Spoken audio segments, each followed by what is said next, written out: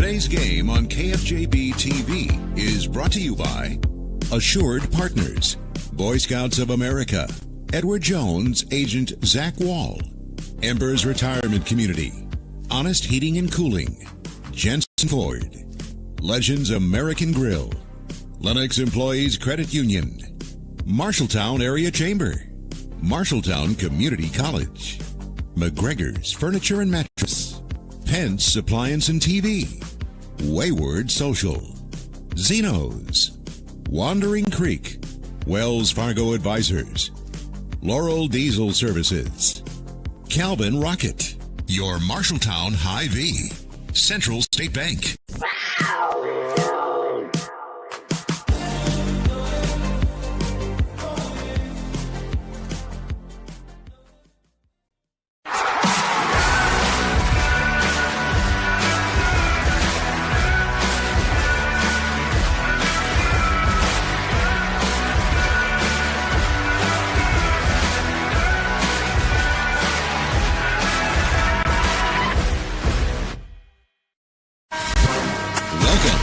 Countdown to Tipoff on your home for the Bobcats, KFJB-TV.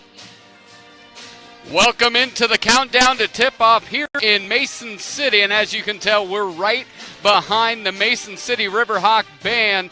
But Marshalltown just coming off their second win. The 2-3 Marshalltown Bobcats take on their biggest test of the year, number 6, the 3-1 Mason City Riverhawks. Well, my sidekick here, I'm Dylan Doze, and my sidekick, Brandon Lewis. We took the highways and the byways of north central Iowa to get here in Mason City. What are you looking forward to here tonight, Brandon? Well, a classic matchup in the Conference of Champions tonight on the north side of things. And so the Bobcats going to face a really tough task against a top 10 team in Class 4A in Mason City. They've got to come out, play fundamental here tonight. We'll talk a little bit more about that. But if you come out and commit 25 turnovers against Mason City, you're going to wind up with a sad bus ride home. It's a wrap. It's been half quarter, half time, and Marshalltown has scored a total of 7 points in the first half of the last 2 times they've come up to Mason City. Got to do a lot better than that. But we'll come back, and we're going to come back, look around the conference, and in the Countdown to Tip-Off, we'll also have Brandon's scouting report of these number 6 ranked Mason City Riverhawks. But you're watching the Countdown to Tip-Off here on KFJB-TV and listening on News Talk 1230, KFJB, and 93.9 FM. The right insurance agent can make all the difference. Assured Partners agents represent multiple insurance companies. They can pick and choose from a larger variety of outstanding insurance options. Assured Partners also handles life and health insurance and Medicare supplement coverage. With access to local, regional, and national insurance companies, Assured Partners will create policies tailored to the coverage you need. For more information, go online to assuredpartners.com/Marshalltown. Power through partnership with Assured Partners in Marshalltown, Toledo, and West Des Moines. It's Adventure On for Marshalltown Scouting. Adventures like backpacking, ziplining, rock climbing, canoeing, swimming, and more. Survival skills for a Scout's greatest adventure, life. Scouts give back to the community. Marshalltown Scouts have provided over 1 million hours of service to our community in our 70-plus year history. Scout leaders are highly trained in SCREAM. Parents are a huge part of Scouting, too. Scouting provides unique opportunities available nowhere else. To learn more about Scouting in Marshalltown, go to iascouts.org. Adventure On.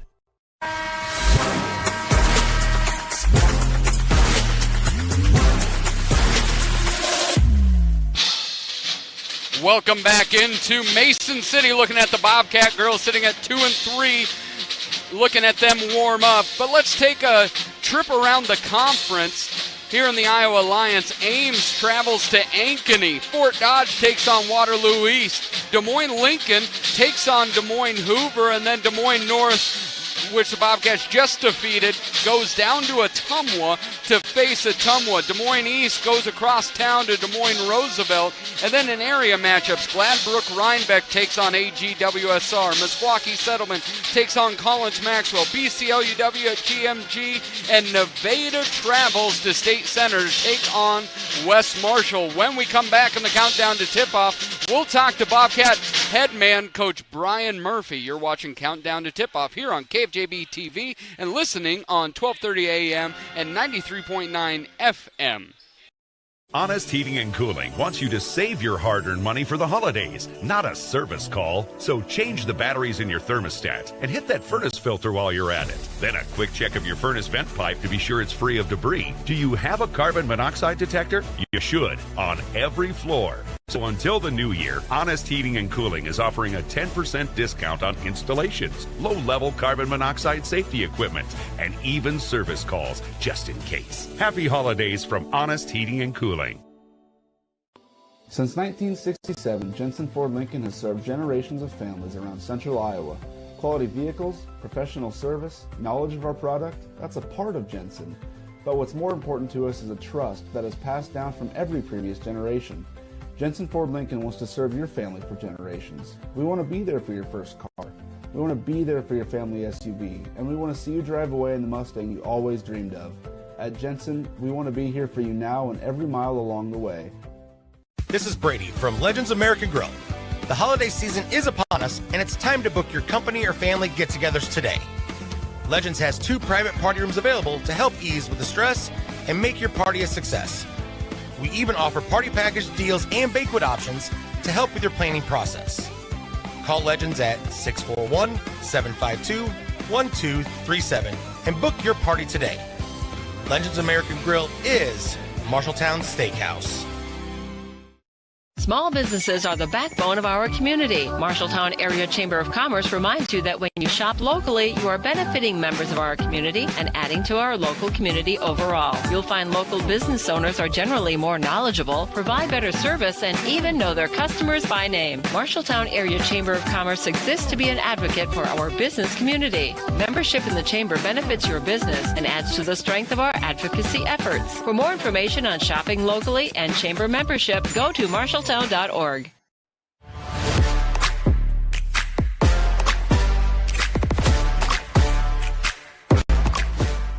Welcome back to the Countdown to Tip-Off, brought to you by Exterior Plus Home Remodeling.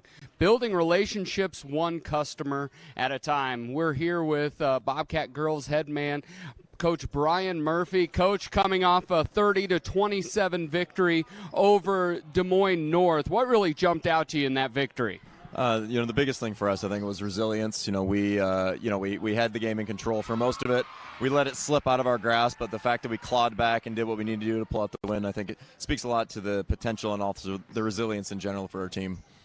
And looking at that victory, and she's been fantastic all year long, is freshman Frankie Long. Again, on Tuesday night, 14 rebounds, 6 points. What can you speak to both her play, but also Amara Johnson as well, also playing well? Yeah, the thing I love about Frankie is, we have been incredibly hard on her as a freshman. A lot of times we try to ease freshmen in and kind of let them work through it. We've thrown her in the fire right away, and, we've been beating her up in practice. Ellie Hughes has been phenomenal for her as a kind of that leader, that experienced person. Ellie's beating up on her in practice, and we're trying to get her to recognize how much potential she's got once she embraces that physicality part. And so it's something that I've seen Frankie really embrace in practice, and she's starting to get there already in games. So, her willingness to take that on and to really be somebody that we're leaning on already has been huge. And, Mara's one of those kids that you're kind of riding the tornado sometimes where, we're just trying to channel some of that energy into positivity. And she's another one who's been very coachable, she's receptive. She's always looking for, okay, what am I supposed to do here? So, no, they've both been very coachable. And whenever you're throwing freshmen in like that, you're going to have ups and downs. And they've both done a really good job, I think, of responding to the challenges that have been thrown at them already. And moving from Tuesday to Friday, then the long trip up to Mason City. And you know what you're going to get. This is a very good team, number 6 in the most recent polls. Playing, we've seen for 4 years. You have Reggie Spots, Grace Birding. You know this team well. You've seen a lot of things. What are you most focused on with the Riverhawks here tonight? I think the number one thing for us overall, our focus coming into this game, is we have to control the things we can control. I think too often in the past when we've played Mason City is, we gift them too many points in transition where, we're allowing that pressure to turn the ball over. They're not having to work hard enough on the offensive end because they're scoring so much on defense. So that's really our goal coming in. This is force them to play half-court offense. It's still going to be tough there, but we know we've got a better shot, when we're actually set in our half-court defense and can communicate there as opposed to scrambling back in transition and trying to cover all the shooters as they spread out. So, our offense might be our best defense in this case. We've got to take care of the ball, slow it down, limit the number of possessions they have in general, and just try to make it a game that we play in the half court at both ends. And knowing that the number one is Reggie Spots over for the Riverhawks. She's been fantastic. Last year, Bobcats actually did a really nice job, put some size on her. How do you anticipate defending Reggie here tonight?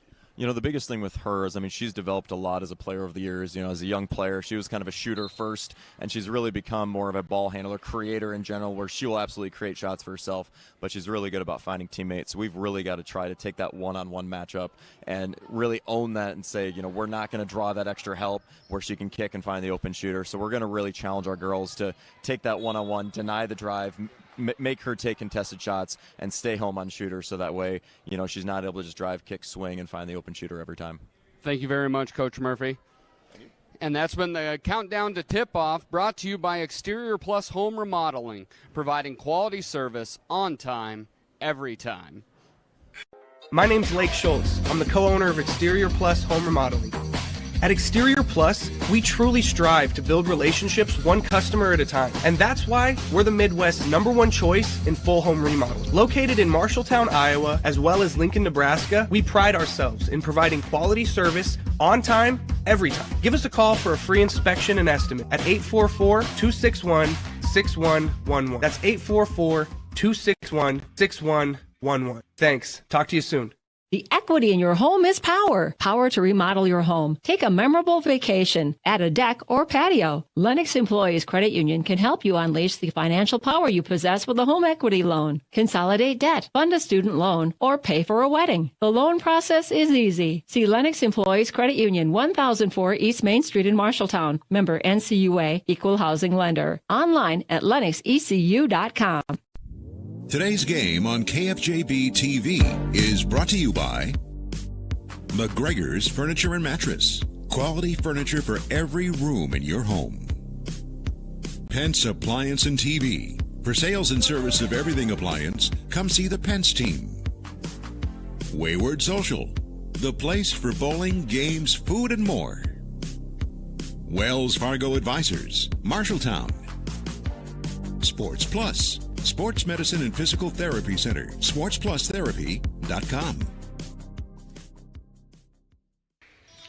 And welcome back. You see the Bobcats lineup right there, but we're going to have the starting lineups brought to you by Sandvik Enterprises. Let Sandvik Enterprises in Marshalltown deliver for you while we deliver you the starting lineup. For the home Mason City Riverhawks, ranked number 6, sitting at 3-1, 1-0 in the Iowa Alliance Conference. Starting at point guard, Reggie Spots, number 10, averaging 14.5 points a game. Number 12, Kelsey McDonough. Number 20, Michaela Trask. Number 30, sharpshooter Grace Birding. And number 50, Jalen Falls. For your Marshalltown Bobcats, they will be led at 2 and 3 by Kinsley Bowie, the sophomore guard, along with Millie Heitman. Number 20, number 30, Sydney Capeyu, the quite talented sophomore. Junior stalwart Ellie Hughes, number 35, will start at a forward position. And then team leader in points, rebounds, and blocks, number 44, freshman Frankie Long. When we come back, we will have the tip-off here on Marshalltown Bobcat basketball here on KFJB-TV.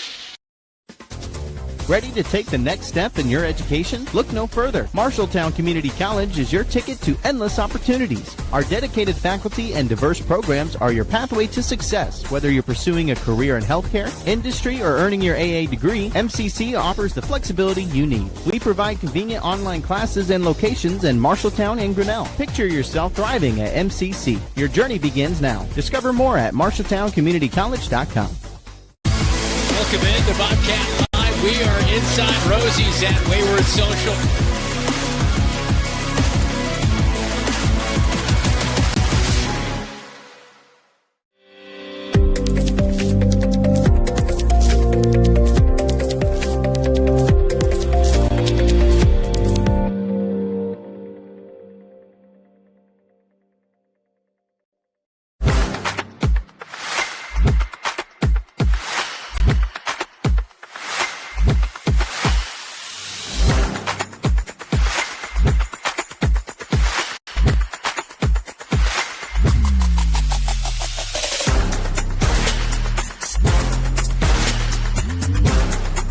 the glass and good. Drop and pop, baby.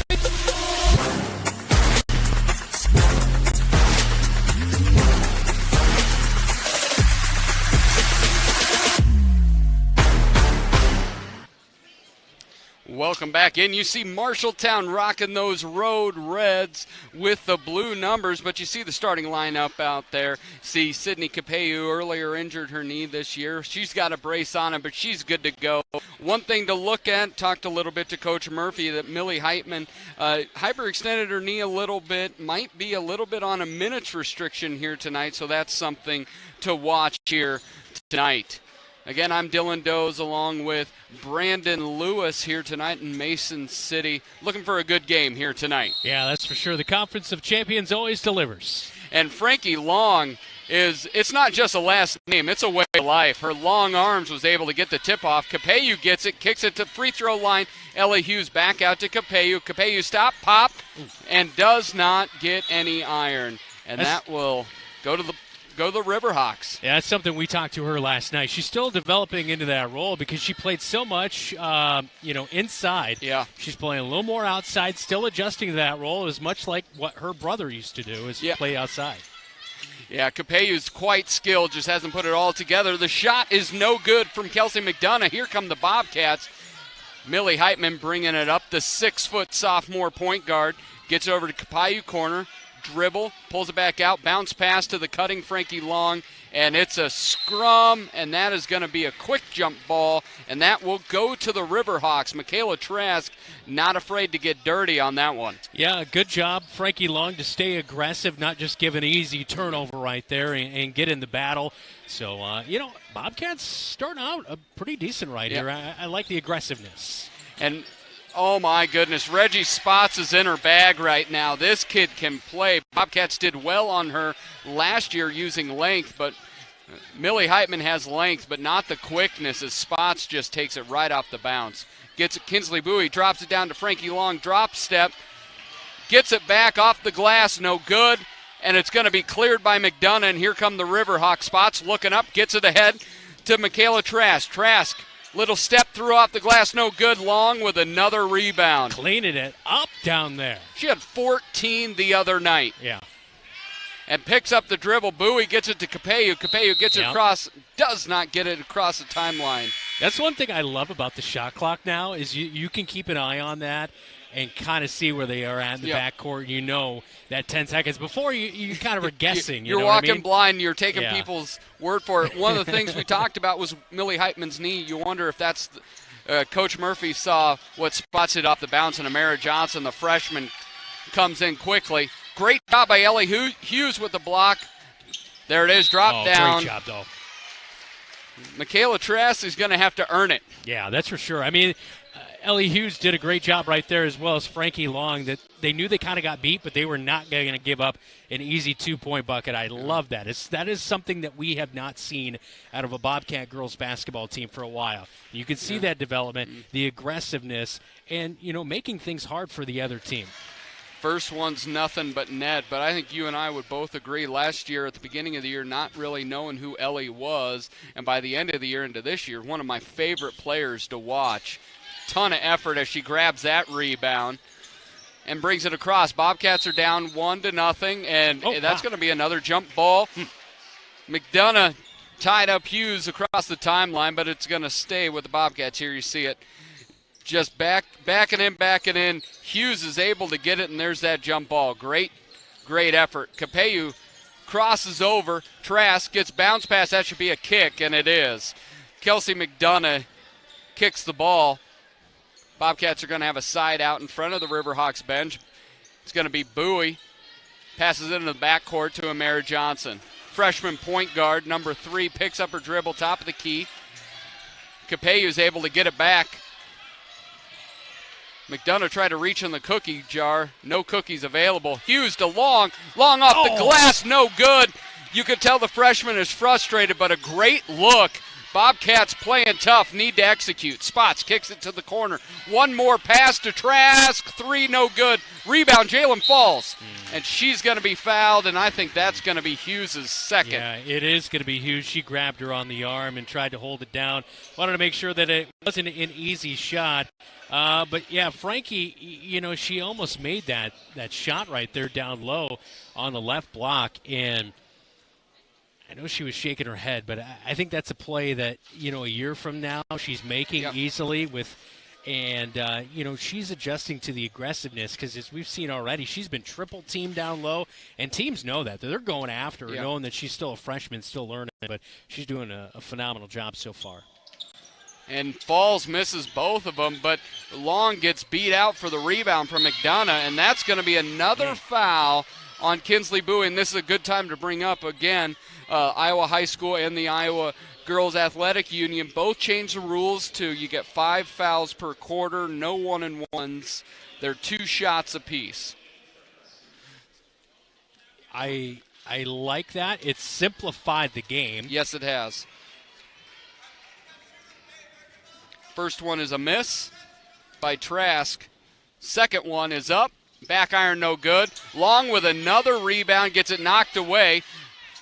No good. And it looks like Long gets beat by Birding. Gets it out to Spots. Riverhawks, too many second chance opportunities, but they turn it over. Hughes gets it to Johnson. Johnson brings it across the timeline, right-handed dribble. Bounce pass to Capeyu. And it's going to be off of Riverhawks. Grace Birding. Yeah. I've always liked their floor here. I think it's got a cool look. I love the stain on the inside of the three-point arc. Yeah, that nice two-tone. Capeyu gets it into Hughes. Hughes double-teamed as Riverhawks. They're going to call that on Hughes. I think she chicken-winged her a little bit. Okay, couldn't see if she arm-barred or not. And that is going to be her third foul. What happened to the – oh, wow, that's third already? I believe so. Oofda. She already had 2. They ruled that on her. Ooh. So we will see Ellie Hughes in the third quarter. Yeah. At least one of the nice things is we do have 5'11", 6-foot lefty, Miss Georgia Jansen, who's just a block-shotting machine. She's coming into her own as well, and it's been really fun to see her maturation. I know things haven't really come on the offensive side, but with her height, you love to see it on the defensive side because the block shots, she does a great job rebounding as well. Yeah, you see Heitman over there already icing her knee near the end of the bench. Yeah. Mara Johnson will rough things up, though. That's for sure. You don't lose anything by getting the freshman in there. Yeah, it's just that you're throwing a different style defender at her, and again with a foul, and I believe that's a 15 foul. That should be shots. No, they're going to have it underneath the hoop. No, they are going to shoot them. Yeah, first on Amara, and that's 5. That's 5 team fouls for the Bobcats. Yeah, Hughes with 3, Bowie with 1, and Johnson with 1. And in the meantime, the Riverhawks have brought in Isabel Hardy, the senior center. And another miss. I like the way this game's starting at the free throw line for Mason City, that's for sure. Yeah, they are 1 of 7 so far. Thanks. Something to keep the Bobcats in this game. Yeah, if they keep missing, 4-0 right now. Bobcats are holding in, but this is where the Riverhawks have been incredibly difficult for the Bobcats. There you go, reach in foul from behind. I love what they're doing here with Capeyu. Plays more of that wing forward, but I think she's probably one of the top ball handlers for the Bobcats. Bringing her in the backcourt, really helping the Bobcat guards. Also, I don't think there's too many people who can keep up with Amara Johnson. No. When she learns to dribble with purpose, and I think she was out of bounds. Georgia Jansen steps out of bounds. When Amara Johnson learns to dribble with purpose and intention, she is going to be very difficult to guard here in the Iowa Alliance Conference. Sitting here at 4:35 left to go in the first quarter, 4-0 Riverhawks. Little give and go. Jansen got her head turned around as Kylie Bergman just went right past her. But that is going to be Riverhawks basketball on our third jump ball of the first quarter. Really getting the clock operator and possession arrow giving them a run for their money out there. Falls passes it over to Spots, actually birding, no good. Hardy, rebound, no good. Cleared. Mix it up, Sydney. Mix it up. Both Frankie Long, Ellie Hughes has it as well, and Sydney. Oh, my goodness, Kinsley's wide open and nobody looked at her. That's on Kinsley, though. She didn't say a thing. But, yeah, you've got some girls that aren't afraid to bump elbows. No. All right, Aubrey Tejada comes in. Aubrey Tejada is a senior guard sitting at 5'5", or standing at 5'5". If she's sitting at 5'5", that'd be quite the feat. It's quite the upper torso. Mara Johnson gets it poked away, and it's going to be... Jump ball. Jump ball. Cat basketball. We don't gamble on high school sports, but the over-under on jump balls in the first quarter was 5.5. Producer Zach Tomish is I got the over. That's got to be like plus 300 odds if it's at that many jump balls in the first quarter. It's off at Tejada, and that's really where you go. And sometimes the girls make a mistake and then not try to rectify that mistake, and Tejada just let that one go off or out of bounds. Bobcats in player-to-player defense. Mara Johnson doing a great job moving those feet side to side. Tejada cuts her off. Good defense. Drop off and a block by Frankie Long. Oh, get that ball. Travel on Reggie Spots. That was all number 3. That was tenacious defense. It's a cat fight in Mason City tonight. I see what you did there. Yeah. Ladies and gentlemen, he is a professional. Brandon Lewis here to my side, getting to sit in the color commentator seat for the first time this year. I like it. Oh, what a great play. It really was. It was just that back cut, nice pass. Jansen was able to muscle it up there to shoot for 2. Bobcats looking to cut this lead in half. And that's one thing that I've seen this year, too. I mean, you're getting girls in the program now who really understand the game of basketball, and you get a give and go. Yeah, You didn't complete it like you wanted to, but you set it up, you tried to execute it, you drew the foul, so you get your opportunity to get on the scoreboard here. And it was one motion. It wasn't like I'm thinking I need to do this. It was a basketball IQ play. Yeah. And Georgia hasn't worked through all her offensive skills, but she doesn't hesitate, which puts her at the line here. Second one, trying to get on the board. This one, back iron's going to be cleared by Isabel Hardy. Here come the Riverhawks. Brought up by number 24 is Abigail Latham, her first time into the game, along with Anna Latham. Isabel Hardy goes down, puts an elbow in Georgia Jansen. They're going to call a foul on Georgia, but Georgia had an elbow in her throat to begin with. Yeah, I thought all around there was good defense. Sydney had a kind of good flash defensively to kind of step out, give it a little bit of extra pressure, and then she went down to the right block again to get back in position. So I thought overall they made Mason City with a tough effort right there, and man, Mason City cannot make a free throw tonight. No, Isabel Hardy 0 for 2 so far. She makes that one.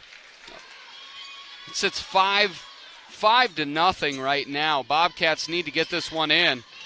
Gets it up to Jansen. Jansen gets it back to Bowie. Bowie's going to have to get it across. She sprints across the timeline, closely guarded, and it's going to be a foul, and that's going to be a foul on number 4, Kylie Bergman. Kind of a rock fight. It really is. Where the Riverhawks have had so much first-half success against the Bobcats is just turning them over, getting all those points in transition, not having to do a whole lot in the half court. Ooh. Oh, Mara Johnson turns it over on the inbounds. Sometimes don't bounce it to Frankie. Throw it up to Frankie Long. Yeah. She's got 2-3 inches advantage on Isabel Hardy, and that's going to be an offensive foul. Yeah, Kincaid kind of shuffled her feet as she got set up for that 3. She saw she was wide open and got a little too excited there. Haley Kincaid turns the ball over for the Riverhawks with 2:52 left to go in this breakneck speed of a rock fight here in the first quarter in Mason City. Jansen gets it back to Aubrey Tejada. Tejada gets it into the center court. Bounce pass back to Amara Johnson. Bobcats have to get it over. Almost a 5-second call, or a 10-second call. Yeah. Yep. Johnson picks up her dribble, hands off, and it's going to be a timeout. We'll take one with him. Bobcats down 5-0 here in the first quarter with 2:36 left to go. We'll come back. You're watching Bobcat basketball here on KFJB-TV and listening on News Talk 1230 KFJB AM. You'll find the perfect mattress for you at McGregor's Furniture and Mattress. You choose the firmness, comfort, and support level, all at a great price. McGregor's always has a great selection of sofas, recliners, dining room, and bedroom furniture to help you live and relax in comfort and style. Their staff will help you find just what you're looking for. McGregor's Furniture and Mattress, downtown Marshalltown, is open 7 days a week. They're proud to support Bobcat Athletics. Hi, I'm Amara Johnson, and you're watching Bobcat basketball on KFJB-TV. That's a face you're going to get used to. Freshman Amara Johnson getting a lot of run here tonight with Millie Heitman. Just doesn't look like her knee's where it needs to be to go tonight. Hyperextending it in practice. Frankie Long has it. The freshman kicks it back out to Kinsley Bowie. Bowie pulls it back out. She picks up her dribble. Now she's guarded quite closely, but able to get it past Jansen. Almost lost the ball, but got it down to Frankie Long and turned over. And here come the Bobcats. You'd love to see Jansen just turn around and shoot that one. Anna Latham cuts into the lane. Abby Latham drops it down. Nice pass to McDonough, but a block. A block by Kinsley Bowie, but they say it's going to be off of Kelsey McDonough. I think that's a favorable Bobcat call right there, but I think it was last touch by Bowie, but nevertheless, good defense. She held out in the lane. She did not give any ground. She didn't shuffle her feet, and the Bobcats get it back. Capello back to Tejada. Tejada's going to have to do something with this basketball. Left-handed dribble, spin, reverse, and it's going to be a foul. Anna Latham kind of bailed him out there. Yeah, that's for sure. There was 2 seconds to get it over mid-court. Still only 5-0. Bobcats, one thing I would say is the strength of this team is that front line, and you've got to get the ball into the front line. Kinsley Bowie able to track that down. Gets it inside to Tejada. Tejada, little scoop off the glass, no good. Cleared by Mason City. The Riverhawks Trask takes it in off the glass. Bowie tried to take the charge, but they didn't bite. Push, push, push. Bobcats have Frankie Long there if they can find her. No good. Amara Johnson can't get it up. Frankie Long gets her own rebound. She's hacked. Oh, my goodness. Oh, wow. There was a foul in there. I saw Frankie's right arm get hit on the way up on the second putback. Yeah, it's that idea. Yes, she's 6'1". Yes, she's bigger than everybody, but she got hacked across the forearms. Bobcats down 7-0. McDonough. Handoff dribble to Anna Latham. Latham gets in the lane, kicks it back out to Abigail Latham for three, no good. Long with her 5th or 6th rebound here early in this game. 7-0. Bobcats need to score. Tejada picks up her dribble, puts it in no man's land, and Riverhawks turn it over. Bobcats guard play needs to start matching their front line play. 3-ball up, no good. That should be off McDonough, but no, they say it's off Capello. I think the ref had a bad angle there down low. He was on the near side, and it looked like it came off the 2 Mason City Riverhawks. And it'll be the starters back in for the Riverhawks as Falls, Spots, and Birding come back in. Gets it out to Spots. Spots back to McDonough. Looks for the diving Spots. Over to Jalen Falls. Left-hander up. No good. Rebound Bowie. Drop, Ken. And look to clear. 35 seconds left to go. 7-second differential between the shot clock and game clock. Bowie kind of probing, looking clear out as Capello dives to the corner. Capello one-on-one.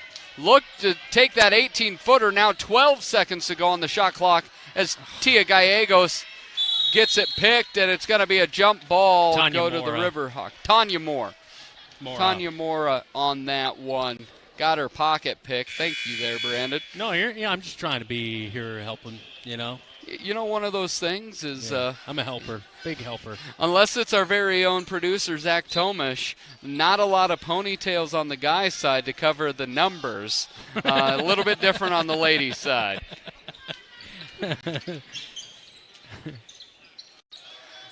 Nice little shot by Michaela Trask.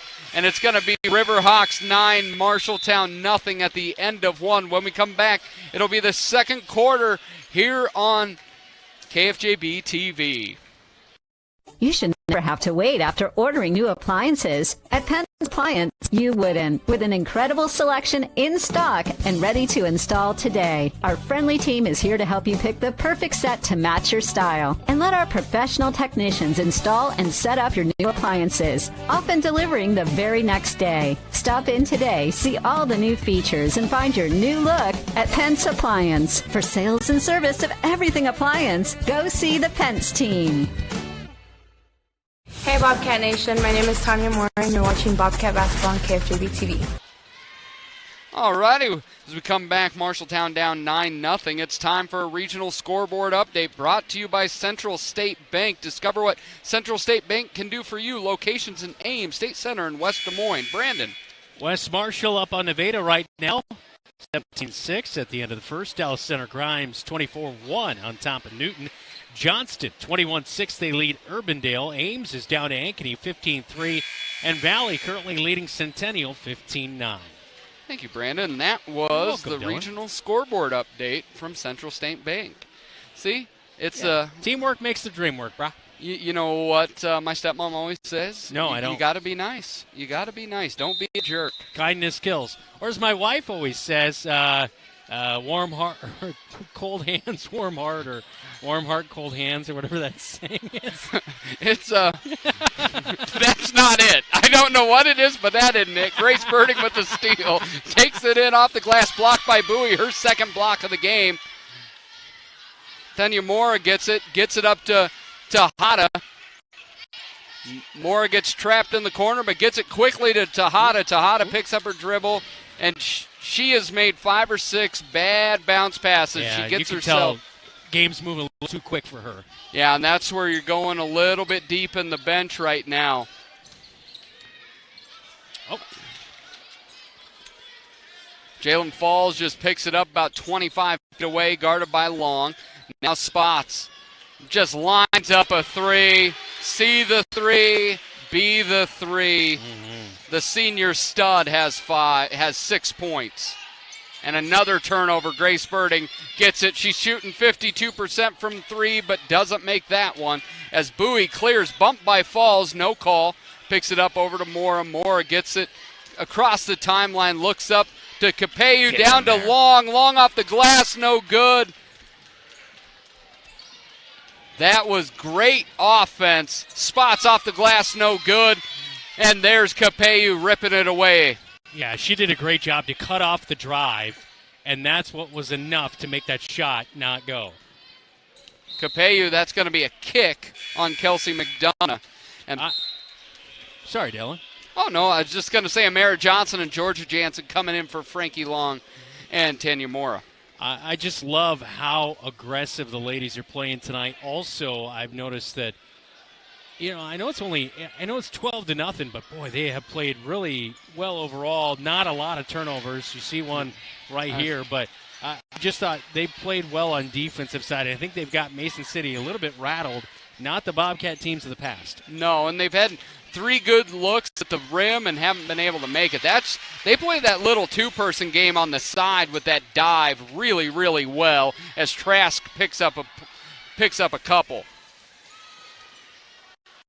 And that's going to be ripped away again. Bobcats need to be able to get this game in hand here now. Falls gets on the block. Nobody there to guard her, but she misses it.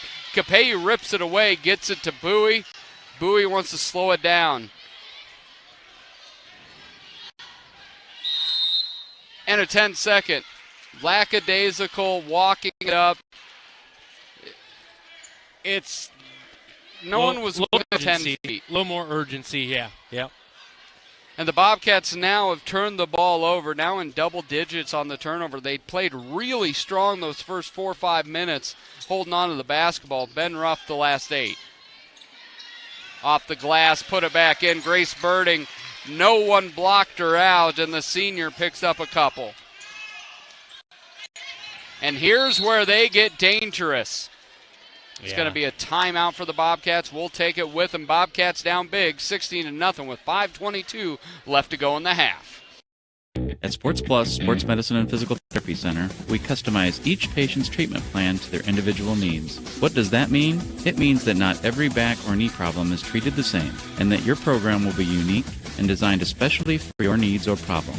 This improves how quickly you will return to work or sports. The Sports Plus staff is encouraging and takes pride in your successful recovery. This is just one more reason why champions choose Sports Plus Physical Therapy as their favorite place to rehabilitate and train. Hey Bobcat fans, it's Cindy Capeo and you're watching Bobcat Basketball on KFJB-TV. Welcome back in. Bobcats find themselves down big to number 6, Mason City Riverhawks, 16-0. Brandon, it's really been a lot of good things for the Bobcats, but offense efficiency is not one of them. Yeah, that's for sure. I feel like Frankie Long should already have about 6 points, but she's missed some close buckets. She's been triple-teamed down low. Bobcats got to get the ball over midcourt quicker and then be decisive and intentional with some of the plays. We saw early on they tried a backdoor play. They drew a foul. Georgia Jansen was able to try to convert on that. Weren't able to nail the free throws, but I really feel like it's 1 or 2 things that could help lead them to get themselves on the scoreboard here. Like that. Perfect. Give more time to the color commentator. Good things happen.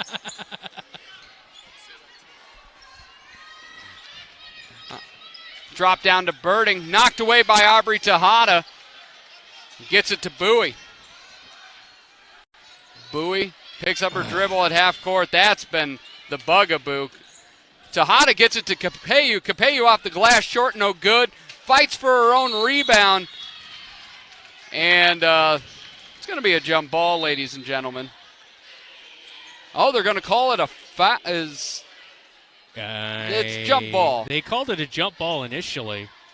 Although they Sydney went to had it. They went to a foul call on that. No, they called it a jump ball. All right. Okay.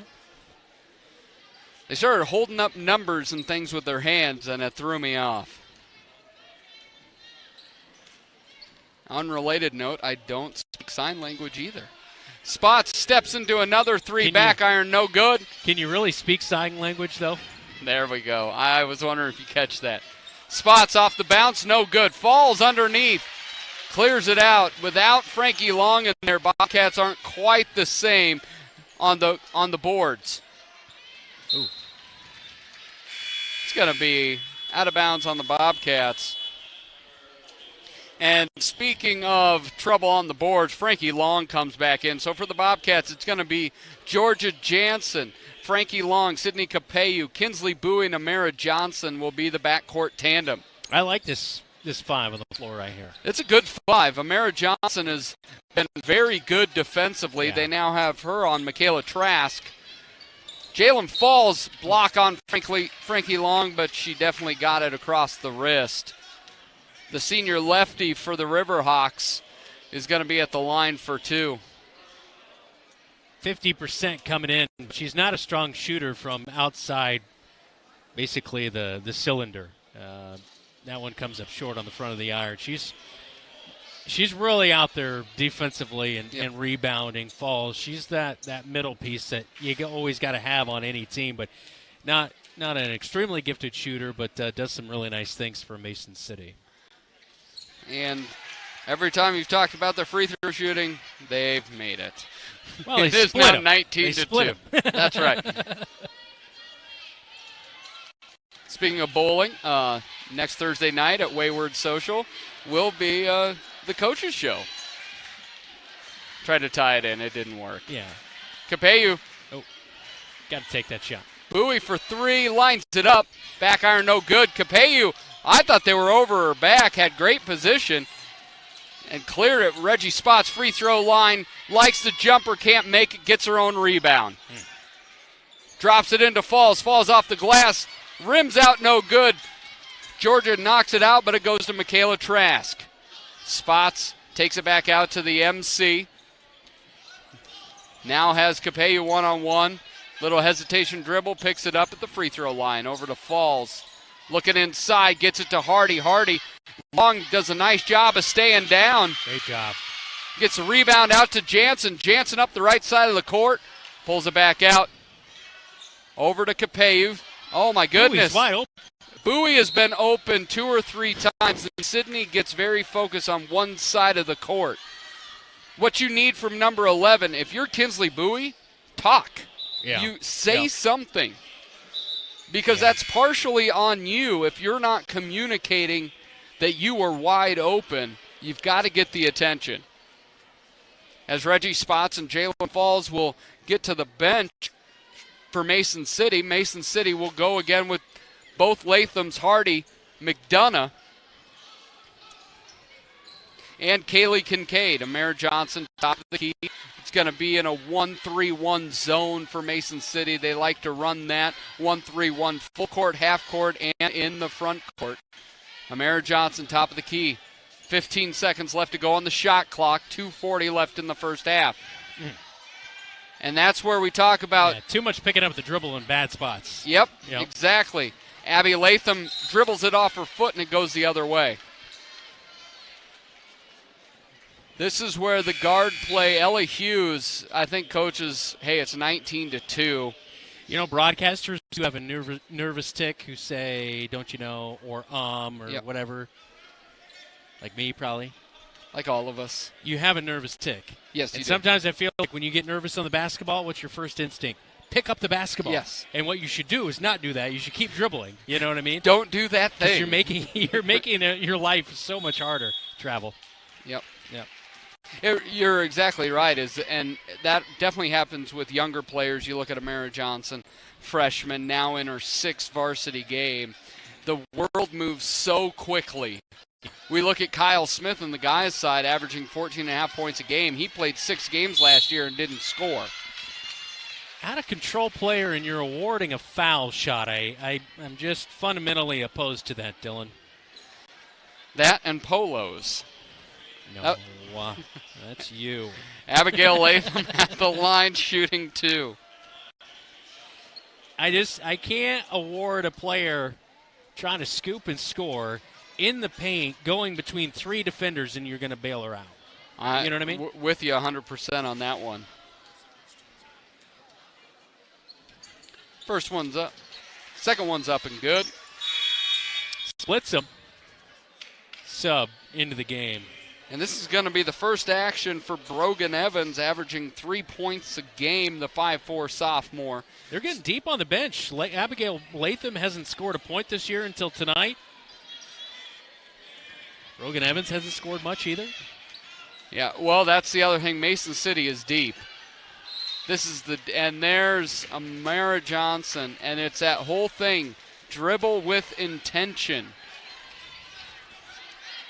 Bobcats find themselves down 20-2. We knew this was a long shot up in Mason City with number 6, but the Bobcats offensively have kind of gone in the tank here, just turning the ball over left and right. We have defended, the Bobcat ladies have defended so much better than in the past, though.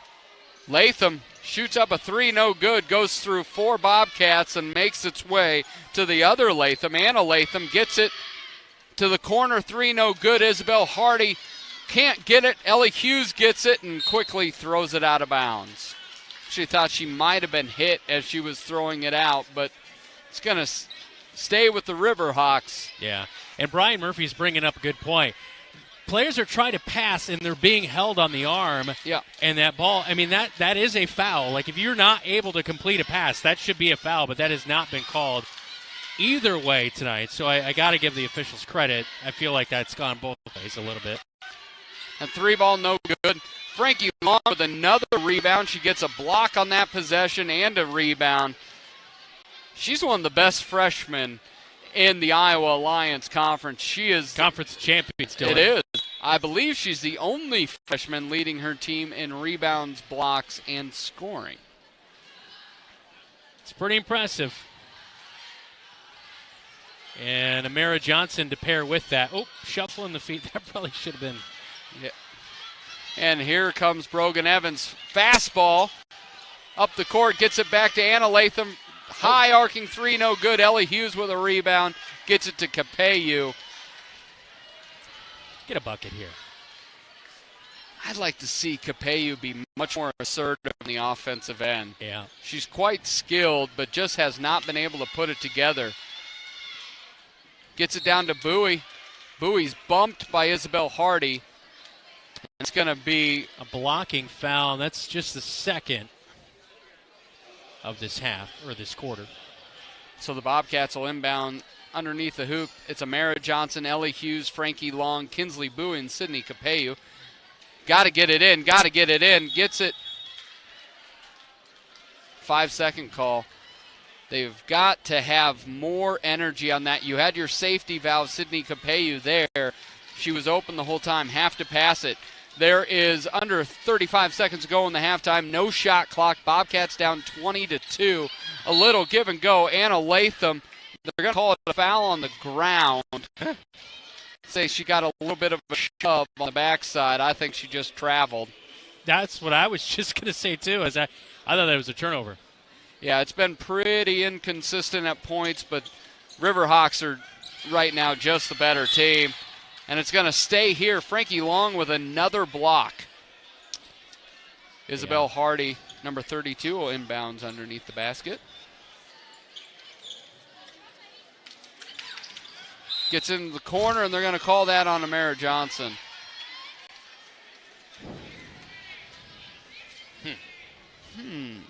Welp. 22.6 seconds left to go in this one.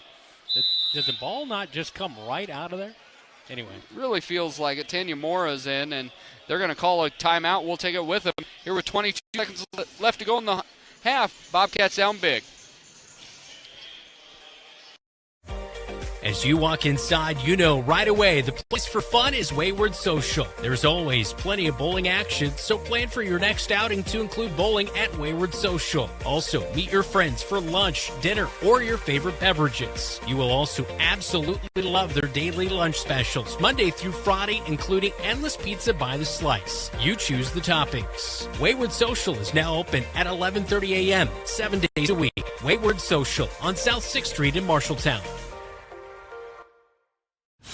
Hey Bobcat Nation, I'm Millie Heitman and you're watching Bobcat Basketball on KFJB-TV. Welcome back in. Marshalltown down 20-2, 22.6 seconds left to go as the Riverhawks inbound it. Gets it down, Brogan Evans gets it down to Anna Latham for two. Tanya Mora got beat on that. It's 22-2, 15 seconds to go. Got to get a shot as Kinsley Bowie picks up her dribble, gets it over to Mora, to Capeyu, who definitely got bumped, hit, pushed, but no calls. Bowie 4 seconds. Gets it to the free throw line. Mora to the corner to Jansen. Shot up off the glass, no good. And we will go to halftime. Bobcats down big. It's all twos on the board. 22-2 Mason City. When we come back, we'll have first half stats and highlights. You're watching Bobcat Basketball on KFJB-TV. You're an empty nester closing in on that retirement property. Chances are your plans didn't include mom moving in, but life happens and you do the right thing. Wells Fargo Advisors can help. For more than 125 years, we've created wealth management and investment strategies aimed at achieving our clients' personal financial goals. When retirement means caring for yourself and a loved one, turn to Wells Fargo Advisors. Together, we'll go far. Wells Fargo Advisors is located at 14 East South Ridge Road in Marshalltown. Call them at 641-752-5401. They're a member SIPC. Scouts in Marshalltown go on fun adventures. Scouts learn about the outdoors. Scouts learn character building. Scouts learn citizenship. Scouts learn life skills. Scouts learn to be leaders. Scouts go to fun summer camps, and Scouts get a head start in life. Marshalltown has produced over 200 Eagle Scouts in our over 70-year history and have provided over 1 million hours of service to our community. To learn more about joining Scouting in Marshalltown, go to iascouts.org. Adventure on! This is Lindsay, Director of the Embers Retirement Community in Marshalltown. The holidays are a very special time at the Embers. We decorate the common areas with beautiful, festive decorations. Our residents personalize their apartments with their own decorations too. Family members from around the area and the country come to visit their loved ones. It's a fun time of the year, full of warmth. This time next year, you could be decorating your own apartment. Wishing you a safe and Merry Christmas from the Embers Retirement Community.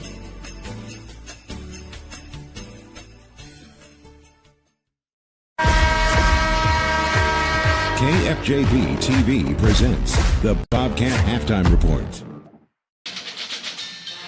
Welcome back in. As you can hear, the Mason City Riverhawks band right in front of us. Bobcats down big to number 6, Mason City. But on the defensive side, Bobcats been pretty good. Kinsley Bowie with one of her 2 blocks. We've seen a lot of good things on the defensive end. Offensive end's been a little bit of a different story. Yeah, Kinsley Bowie with just the only bucket of the game in that first half for the Bobcats. They've had some opportunities, haven't been able to convert. Georgia Jansen was at the line for a couple free throws, wasn't able to put those in. But on the defensive side, like you alluded to, one of the best performances we've seen out of the Bobcats defense over the past couple of years here tonight. I've been impressed. I felt like for the first 2-3 minutes in this game, Mason City was a little rattled by how good the Bobcats came out in this game and were able to get them turned over. We saw a plethora of jump ball tie-ups, which speaks to me just the more heightened awareness of playing more physical basketball to hang in there against a team like the Riverhawks. Yeah, leading scorer for the Riverhawks, Reggie Spots, averaging almost 15 a game, held to 6. Grace Birding averaging 13, held to 2 there in the first half. But really it came down to the turnovers for the Bobcats. When we come back, we'll have a Central State Bank regional scoreboard update, and we'll also look at halftime adjustments. You're watching the Halftime Report here on KFJB-TV.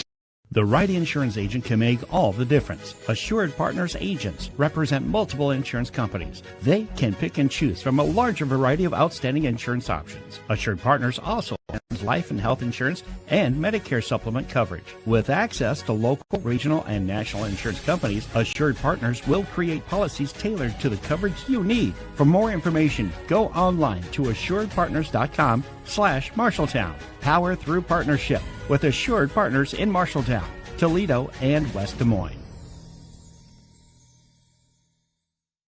Honest Heating and Cooling wants you to save your hard-earned money for the holidays, not a service call. So change the batteries in your thermostat and hit that furnace filter while you're at it. Then a quick check of your furnace vent pipe to be sure it's free of debris. Do you have a carbon monoxide detector? You should, on every floor. So until the new year, Honest Heating and Cooling is offering a 10% discount on installations, low-level carbon monoxide safety equipment, and even service calls, just in case. Happy holidays from Honest Heating and Cooling.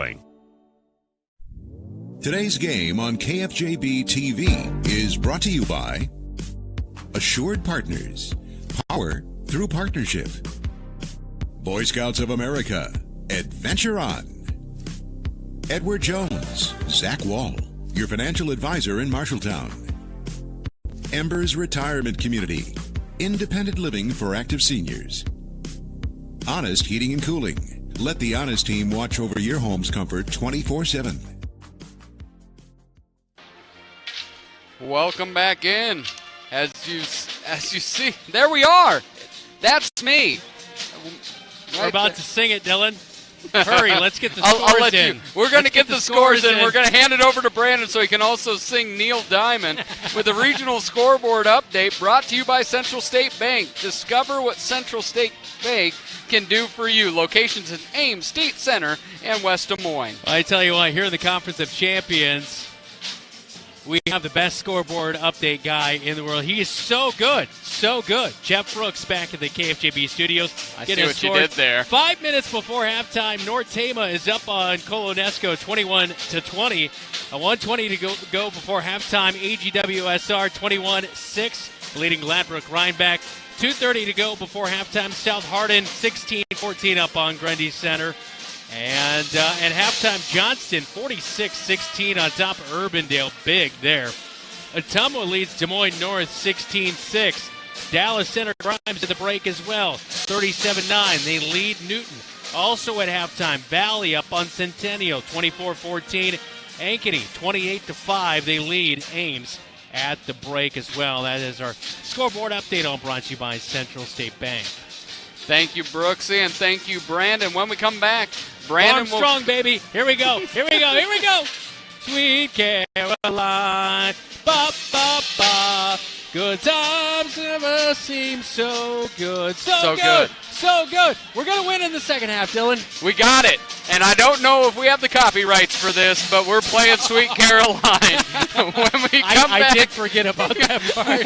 When we come back, Brandon will have the halftime adjustments. You're watching the halftime report here on KFJB-TV. Don't let concerns about shifts in the market disrupt your long-term financial goals. Edward Jones financial advisor Zach Wall can help. He'll work with you on an investment strategy for long-term results. Edward Jones can give you the tools and knowledge for a steady approach to hitting your financial targets. Get started by giving Zach Wall a call at 641-752-3017 in Marshalltown or visiting edwardjones.com. Edward Jones, member SIPC. With over 10,000 cars at our disposal, Jensen Ford... Hold on. That's not really how we do things at Jensen Ford. How about, it's never been a better time to buy a brand new... Yeah, we don't really do that either. When you're ready to buy a car, we'll be ready to help. Try this. We'll get you in and out faster than a speeding... We don't do that either. At Jensen Ford, we'll take as much time as you need to find the right vehicle. We're not just moving cars, but we're building relationships. Oh, maybe more of a... This is where your family buys their vehicles. There you go. More like that.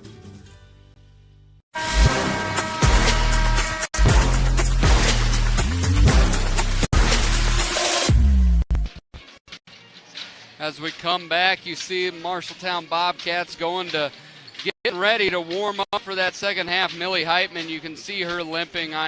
All intents and purposes, she's a no-go here. So, Brandon, what are some halftime adjustments to chip into this 20-point Mason City lead? Well, sometimes when you're open, you just got to pull the trigger. You know what I mean? And Sydney Capello's been open. Kinsley Bowie's been open tonight. Sometimes you got to take a leap of faith, believe in yourself to knock down that wide-open shot. I think on the offensive side, that's really what needs to happen. They've done a pretty good job of getting the ball over midcourt, even when the Riverhawks have pressed them in the backcourt.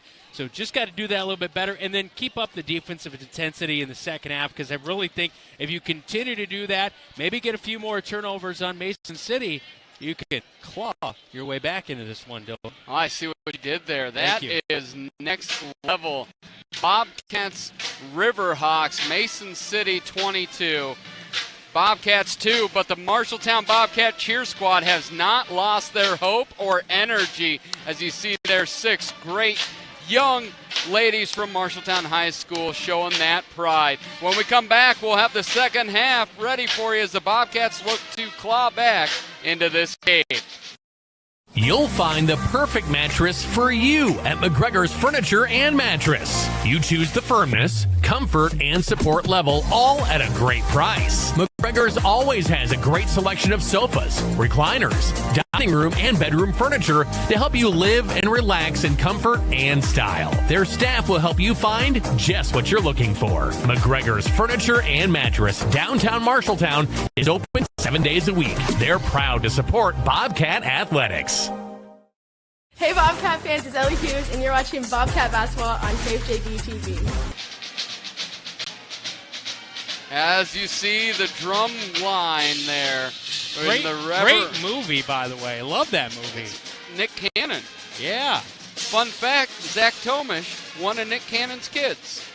I was just going to say, Nick Cannon's got like 18 kids out there somewhere. He had like 7 kids last year.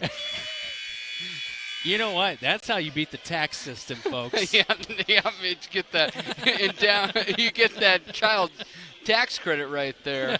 Pretty nice. My kids are about to age out. You made $1 million during COVID. Bobcats will have the basketball. It'll be Amara Johnson, Kinsley Bowie, Sydney Capello, Ellie Hughes, and Frankie Long.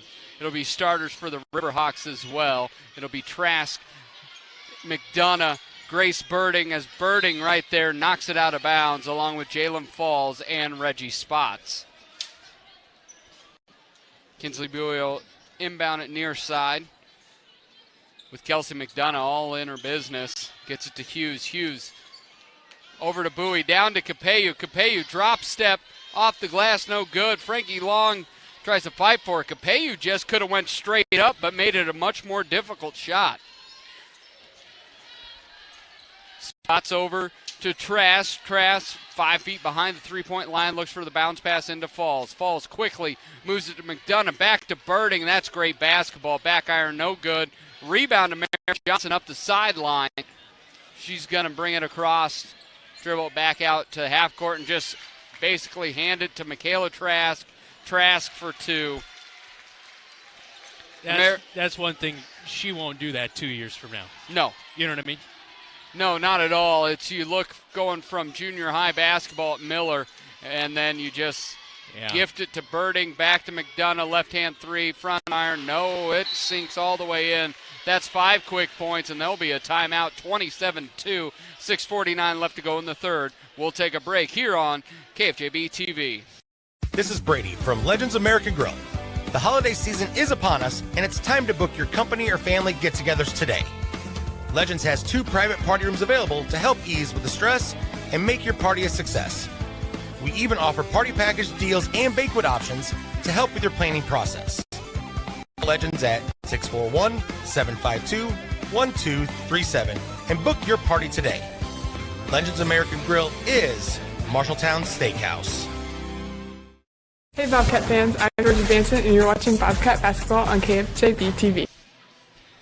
All smiles with Georgia Jansen, but not on the scoreboard. Mason City up big, 27-2 on a quick 5-0 run to start this second half. Yeah, and it's been turnovers. And again, it's just the turnover game starts with picking up the basketball. Kinsley picked it up in the backcourt, got herself in a tough situation. You're landlocked when you do that, and you just have to work on that part of the game. That's for sure.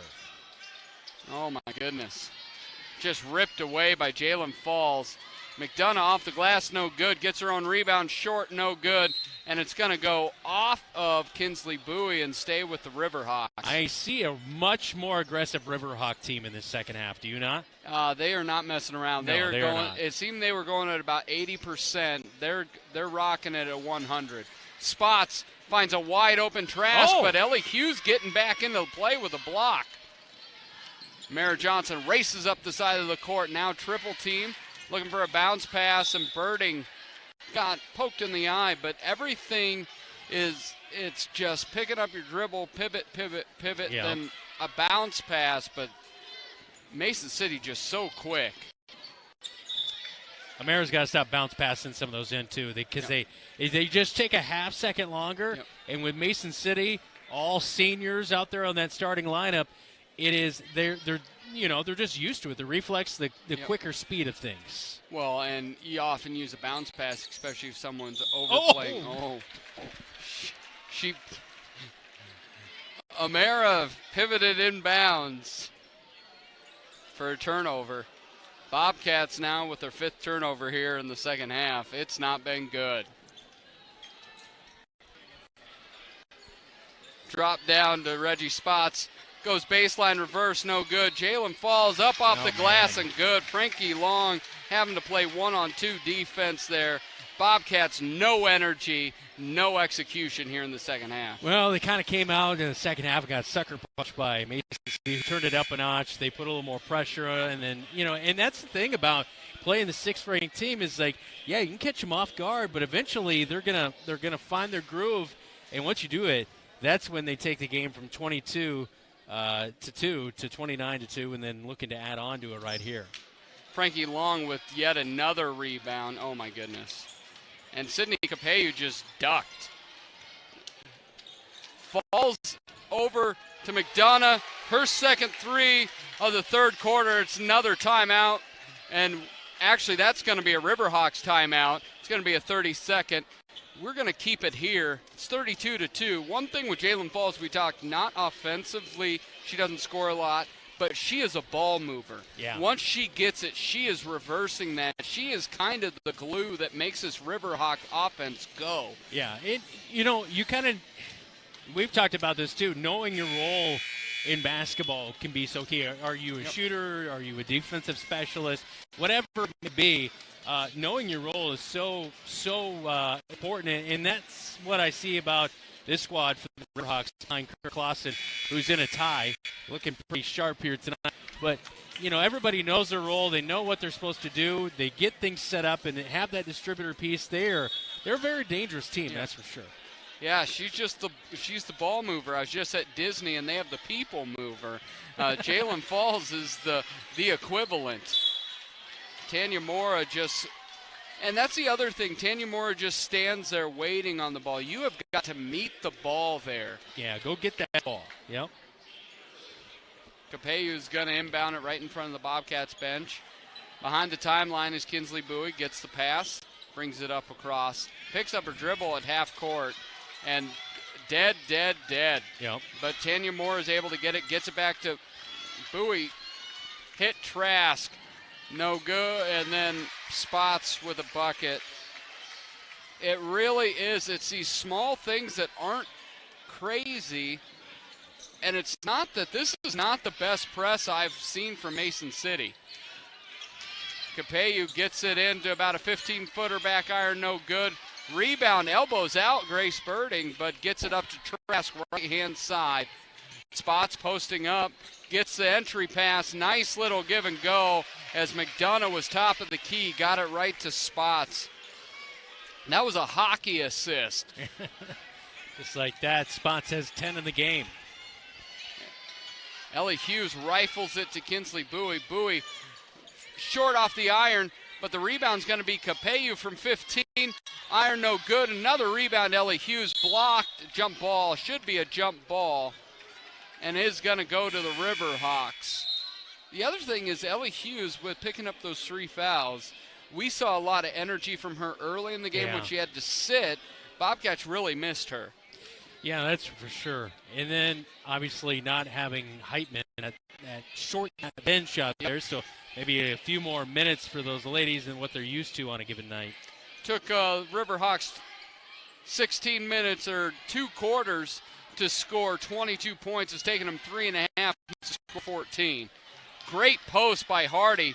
Maybe too good of a post as she got caught under the hoop.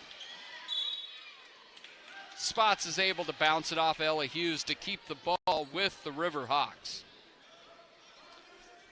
Now it's kind of one of those things where you need to take a deep breath and reset. Yeah. And know that, okay, we're down 36-2, but we've got to close this thing out and play really good fundamental. And they did not do that thing. Yeah, they as did not. McDonough gets the pick and just dives to the left-handed layup. She's got all 8 of her points here in the third period. Georgia Jansen looks cross court to Sydney Capello. Capello gets tripped, fouled, and she gets fouled by number 32, Isabel Hardy. Capello's going to try to get her first 2 from the line. Yeah, so far this season, Sydney Capello just 14% at the free throw stripe. I'm surprised with her shooting percentages because she's got a good stroke as she makes that one there. Yeah, I think those numbers will just continue to climb throughout the season. Zamara Johnson, it looks like she will be subbing in for Sydney Capello at the next dead ball. Yeah, going to lose some height out on the floor as Long is not in the game. Capello misses the second one. Yeah, you're looking no Long, so you're going Georgia Jansen just under 6 feet tall. And then Ellie Hughes, Kinsley Bowie, Amara Johnson, and Tanya Mora. That's a smaller lineup for that part, but the Bobcats looking to try to squell this kind of tide as McDonough's on automatic. Heating up. And again, a perfect screen set up. She rolled off of it, got the feed, got the bucket. And the Bobcats turn it over again. McDonough bumped, bucket, wow. Count it. Wow. Can you believe she had 0 points in the first half? And she's going for 14 right now.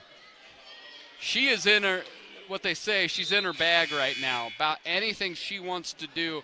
But to your point, those 3 shots, it comes off a pick, and there's nobody within wide 15 open. feet. Yeah. I know you could knock those down every day with that wide open look. At least 1 out of 2.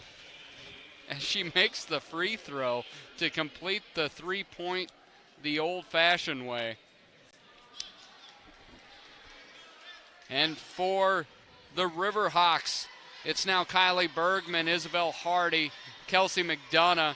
It is also Kaylee Kincaid and Anna Latham, who just lays out Well, there's a lot of things wrong with that. As Amara Johnson got fouled, she then used her feet to grab the ball. Yeah, you can't do that. And you can't do that, so they you gave can't him a trap jump the ball. Yeah. There's a lot of things you can't do, and they didn't call any of it, so it will be Bobcat basketball.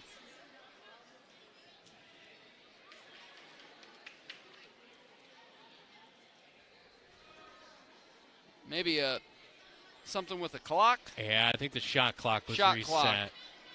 Yeah, and on that they are resetting it to 21 seconds. Can't move.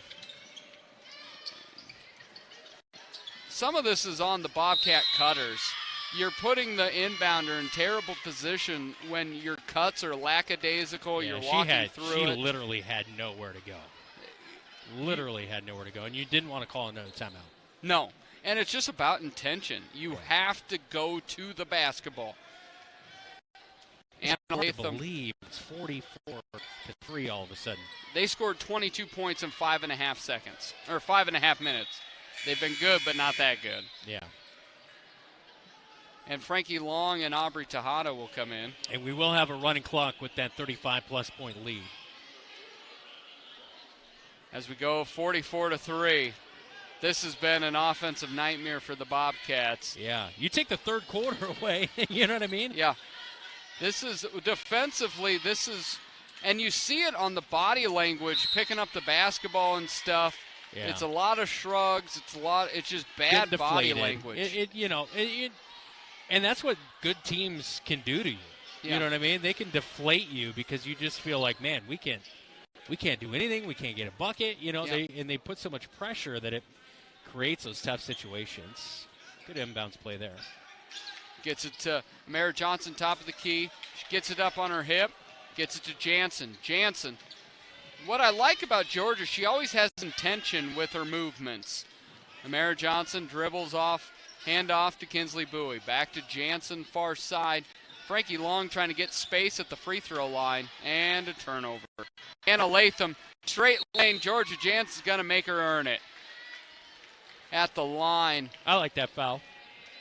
Yeah. That's a good foul. It's a good foul, and we've talked at length. Mason City has not been automatic from the line. No, they have not. They've really struggled tonight. A lot of misses at the line. Jalen Falls just 1 for 4 tonight, and this is the first trip for Anna Latham. And she misses badly to the right. Capellu's going to come in and give Kinsley Bowie a break. You know, the other thing is we have not seen Bobcat ladies at 100% full health this season. You know, both free throws missed. And Jansen able to rip it away and almost throws it away. That's just another. No passes go untouched here by the Riverhawks. Capellu is out for a game. Heitman's out for this game. Frankie Long bumped by Isabel Hardy. Kinsley Bowie missed a few games at the beginning of the season. You know, so it's one of those things where you feel like if you get all of them together too, then you can really get a good feel of the potential of this team this year. Yeah, and this might seem too simple, but Frankie Long 6'1". Get it and just post her up. Post her up. Don't make basketball too difficult. Yeah. Jansen got away with a travel, but no call. Myra Johnson. That's a good shot. There we go. Nice pump fake. When she goes, she's quick. Yeah, that's 5, so that's 2 free throws here. As the third quarter will come to an end, we'll see a couple free throws first. See what the freshman can do here. Yeah, just 17% this year, but she's got a good shot. We saw the 14% from Sydney Capellu raise as she made 1 out of 2. And we'll see Amara's raise as well.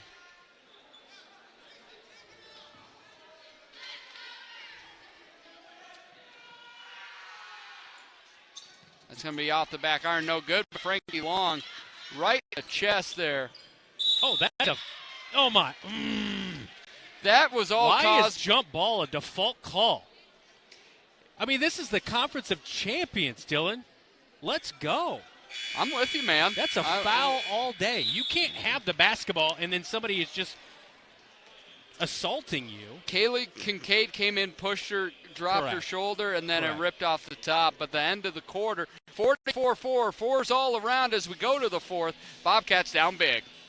Some drivers trade cars every year or every other year. Some drive their cars till they drop. Whatever kind of driver you are, Lennox Employees Credit Union is here to get you into the car for your style of driving. You're invited to go to our website, lennoxecu.com, for membership eligibility and loan rates, or call the office to talk to a loan officer. The loan process is quick and easy. Low auto loan rates from Lennox Employees Credit Union, 1004 East Main Street in Marshalltown. Member NCUA. Hey Bobcat Nation, this is Kinsley Bowie. You're watching Bobcat Basketball on KFJB-TV. Looking there inside the Bobcat huddle is Coach Brian Murphy trying to draw something up to get the Bobcats rocked and rolled. Let's take a regional scoreboard update brought to you by Central State Bank. Discover what Central State Bank can do for you. Locations in Ames, State Center, and West Des Moines. And Brandon. a third, West Marshall 36-28 lead in Nevada. Good one there as the Cubs and the Trojans do battle tonight. Dollar Center Grimes 50-18. They lead Newton.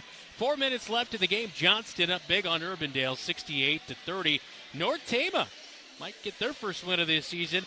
30-22 leading Colonesco.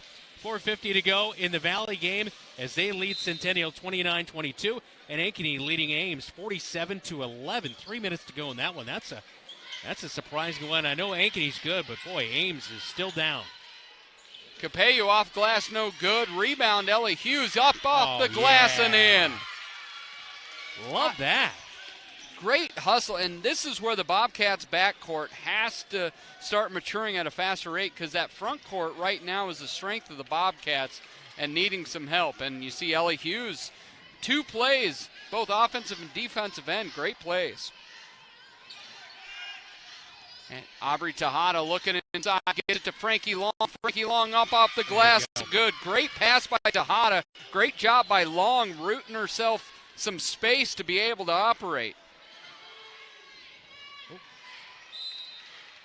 Kylie Bergman with an errant 3 ball, but that one will stay with Mason City. Bobcats only scoring 2 points in that first half, have 6 here in the second half. The problem is Mason City doubled up their score in just 1 quarter of play, making it 44-8 with a running clock sitting at about 6:47 left to go in this game. Number 14, new to the game, new to my scorecard. Maggie Birding. And then just getting it thrown out of bounds. Great job by the boys' coaching staff right there to get that loose ball. See, you got to always be, they're over there, they're in their road white and gray quarter zips, getting ready to roll. Kinsley Bowie brings it across the timeline. She's guarded by Brogan Evans. Tejada closely guarded. Now she picks up her dribble. All she has to do is reverse spin, and there's a shot there. Seems that the girls are playing with about, one eye open. So they can see half of the court, when really all that pressure was coming on the front side. Drop step, that's a layup for her. Brogan Evans brings it across. 3 ball up, no good. Tip back in, but it's going to be cleared by Ellie Hughes. Tejada brings it across the timeline over to Bowie. Bowie, oh man, that's a step in 3 all day long. Bowie takes it straight to the line. It's going to be off her leg and not. Looked like it was off Bowie's leg, but that is going to stay here with the Bobcats. I'm not going to complain. Oh, that's for sure. I think Kinsley might have jammed her finger right there, and she's jammed as she has her left hand, a couple fingers taped up. And Capello, ripped away by Ellie Hughes. Bowie, little 15-footer back iron, no good. Going to be cleared by Brogan Evans, bringing it up the right side, guarded closely by Kinsley, and then throws it up to Kaylee Kincaid. And we're going to take a break here coming up as in this substitute. Here, Bobcats down 44-8.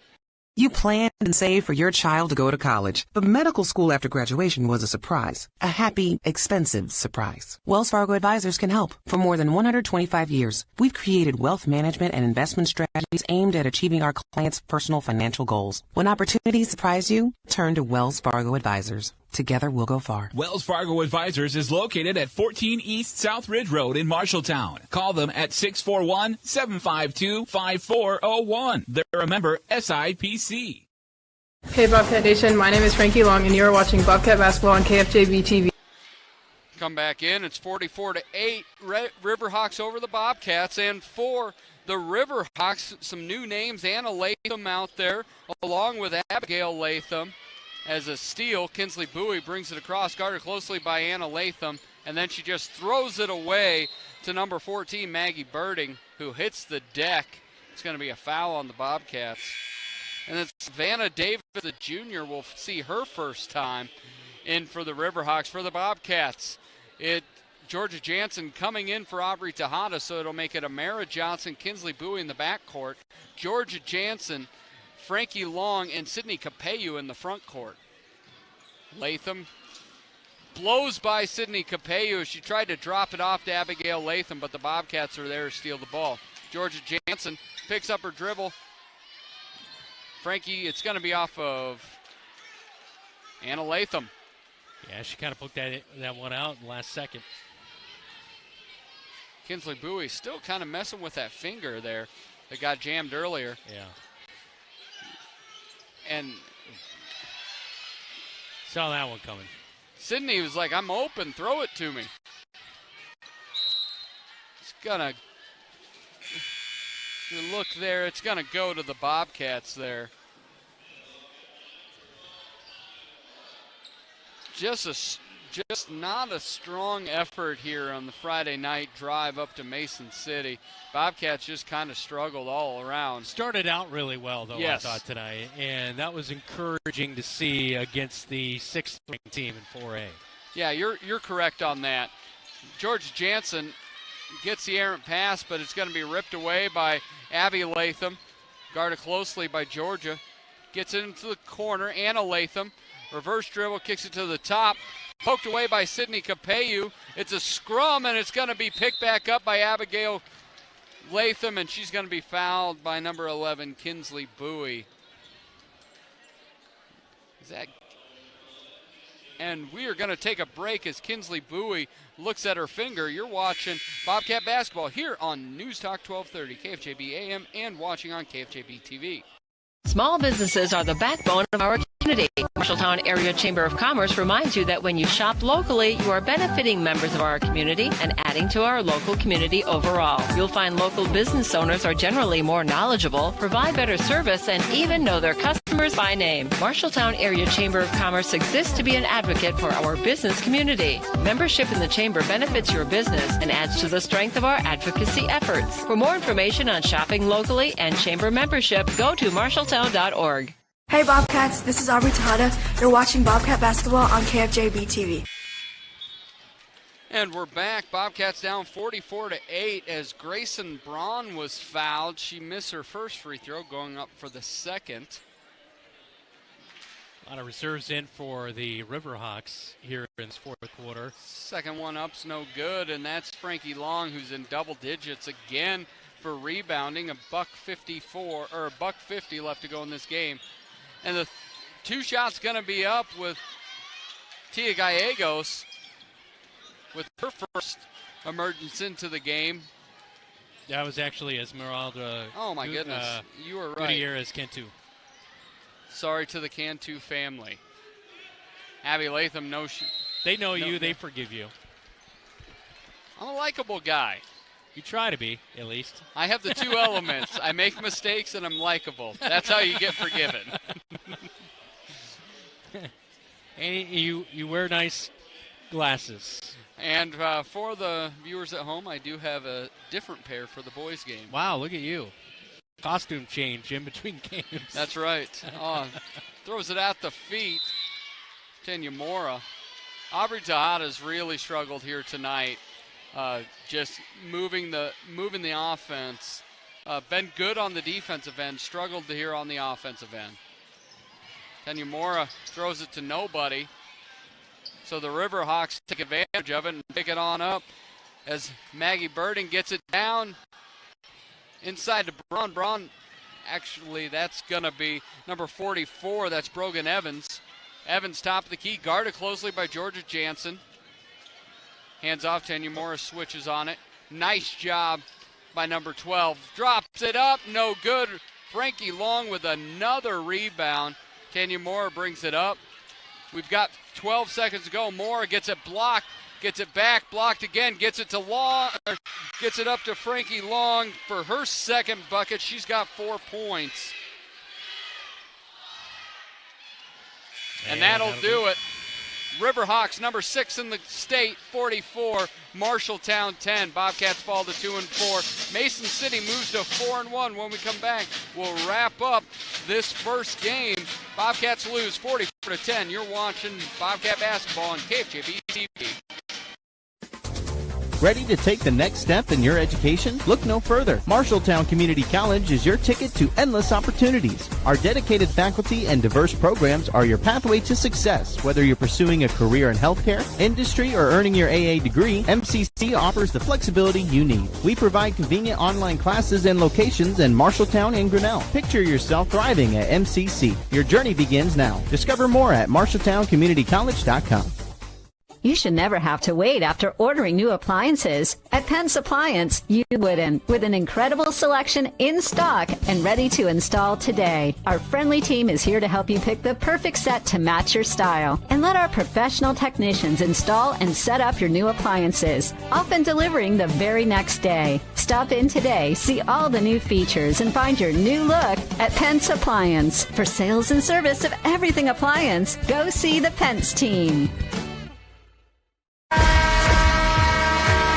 The KFJB-TV Locker Room Report, presented by Wells Fargo Advisors in Marshalltown. Welcome back into the Locker Room Report. Marshalltown falls 44-10 to number 6. Mason City Riverhawks. Bobcats fall to 2-4. Mason City moves to 4-1. Riverhawks led by a great job by Kelsey McDonough, had 14. All the points were in the third quarter. But on the Marshalltown Bobcat side, it's going to start with our Calvin Rocket Bar and Grill Player of the Game.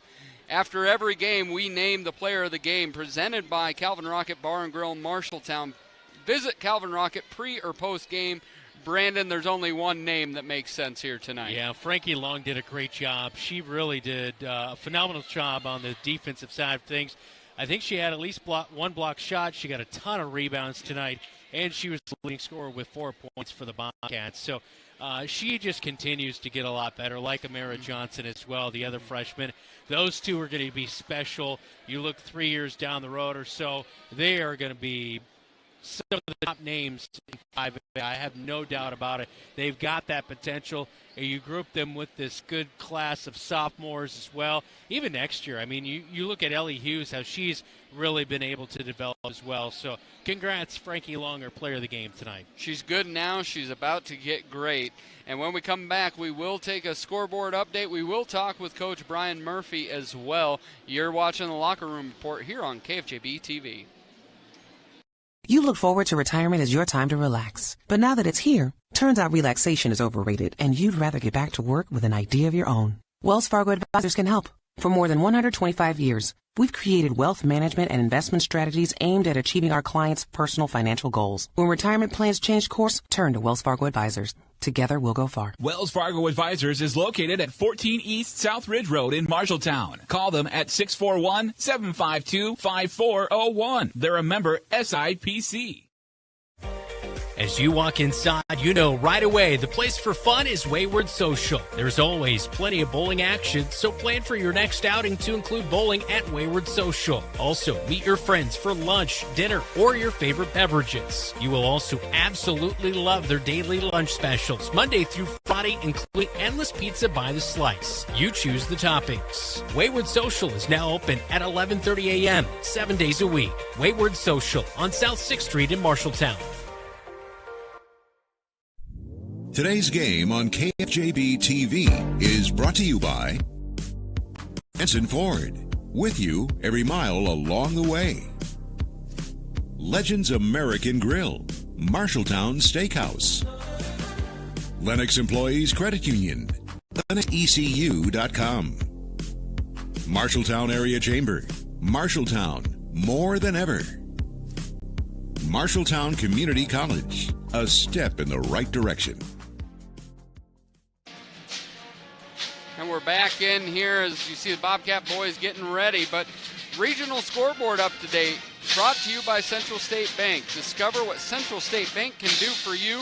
Locations in Ames, State Center, and West Des Moines. Final and girls action tonight. Valley takes down Centennial 35-4. Also, Johnston downs Urbandale big 86-37. DCG 57-24 over Newton. And Ankeny takes down Ames 50-17. A final there. And heading to the fourth quarter, West Marshall leading Nevada right now 36-28. And Ottumwa leading Des Moines North 35-21. Boys game is coming up right around the corner. This is Bobcat basketball. You're watching KFJB-TV. Hey Bobcats, this is Garrett with Calvin Rocket.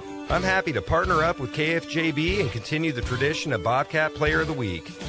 Follow us on social media for all your Calvin favorites, news specials, and exciting news that's coming down the road. Stop on in and give us a try. We're open Monday through Thursday, 11 to 9 p.m., Friday and Saturday, 11 to 10 p.m., and starting September 10th, we'll be open on Sundays for the start of the NFL season. We'll see you at Calvin Rocket, and go Bobcats. You planned and saved for your child to go to college, but medical school after graduation was a surprise. A happy, expensive surprise. Wells Fargo Advisors can help. For more than 125 years, we've created wealth management and investment strategies aimed at achieving our clients' personal financial goals. When opportunities surprise you, turn to Wells Fargo Advisors. Together, we'll go far. Wells Fargo Advisors is located at 14 East South Ridge Road in Marshalltown. Call them at 641-752-5401. They're a member SIPC.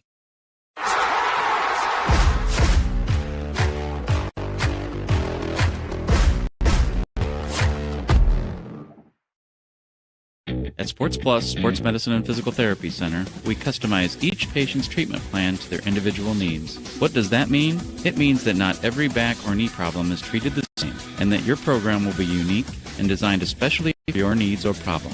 This improves how quickly you will return to work or sports. The Sports Plus staff is encouraging and takes pride in your successful recovery. This is just one more reason why champions choose Sports Plus Physical Therapy as their favorite place to rehabilitate and train. Welcome to the Countdown to Tipoff on your home for the Bobcats, KFJB-TV. Welcome back to Mason City as the Bobcats take on the Riverhawks. Something's got to give tonight in the boys' game, Dylan. Bobcats 0-4, Riverhawks 0-3. Yeah, it's really very similar teams. Riverhawks have a couple sophomores that they rely on. Of course, the Bobcats, outside of Kyle Smith, there hasn't been a whole lot of offense all year long. Yeah, the Bobcats try to put everything together. Trayshawn Brooks gets his first start of the season tonight for the Bobcats. We'll break that down coming up. We'll talk to Brian Murphy, head coach for the Bobcat ladies, when we come back right here on KFJB-TV. The right insurance agent can make all the difference. Assured Partners agents represent multiple insurance companies. They can pick and choose from a larger variety of outstanding insurance options. Assured Partners also handles life and health insurance and Medicare supplement coverage. With access to local, regional, and national insurance companies, Assured Partners will create policies tailored to the coverage you need. For more information, go online to assuredpartners.com/Marshalltown. Power through partnership with Assured Partners in Marshalltown, Toledo, and West Des Moines.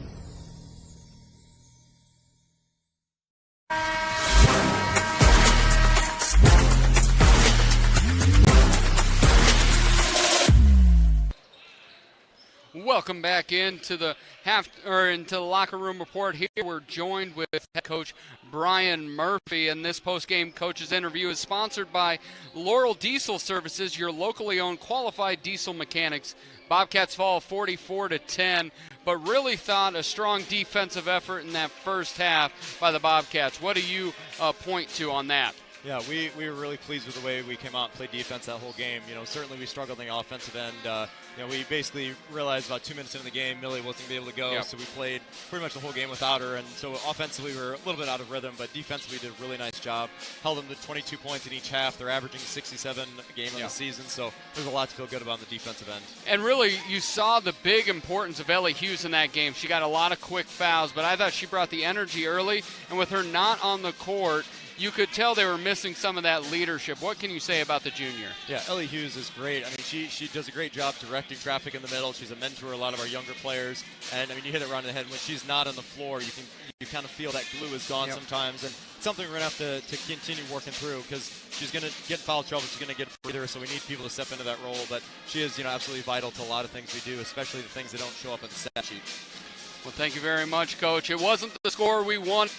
Well, thank you very much, Coach. It wasn't the score we wanted, but the Bobcats continue to make strides and have opportunities to put more wins on the board next week at home. This has been the Laurel Diesel Services post-game coaches interview, your locally owned qualified diesel mechanics. When we come back, it'll be the countdown to tip-off for men's basketball here on KFJB-TV. Don't let concerns about shifts in the market disrupt your long-term financial goals. Edward Jones financial advisor Zach Wall can help. He'll work with you on an investment strategy for long-term results. Edward Jones can give you the tools and knowledge for a steady approach to hitting your financial targets. Get started by giving Zach Wall a call at 641-752-3017 in Marshalltown or visiting edwardjones.com. Edward Jones, member SIPC.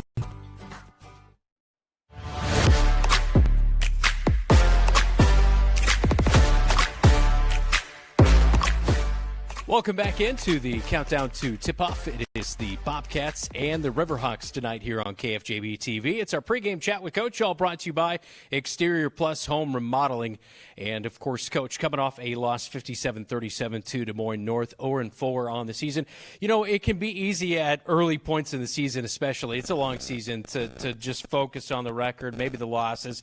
Is that kind of something you hope to try to get away from, like this week in practice or going into games, is not focusing so much on that, but focusing on the controllables, I guess you could say? Yeah, absolutely. That's something we really haven't even addressed record-wise. It's more about just the corrections we need to make and how to improve each and every day.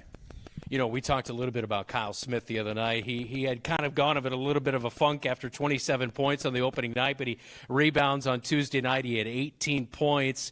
Ebbs and flows for a sophomore can be there, but he just does a lot of really good things, not only on the offensive side, but the defensive side.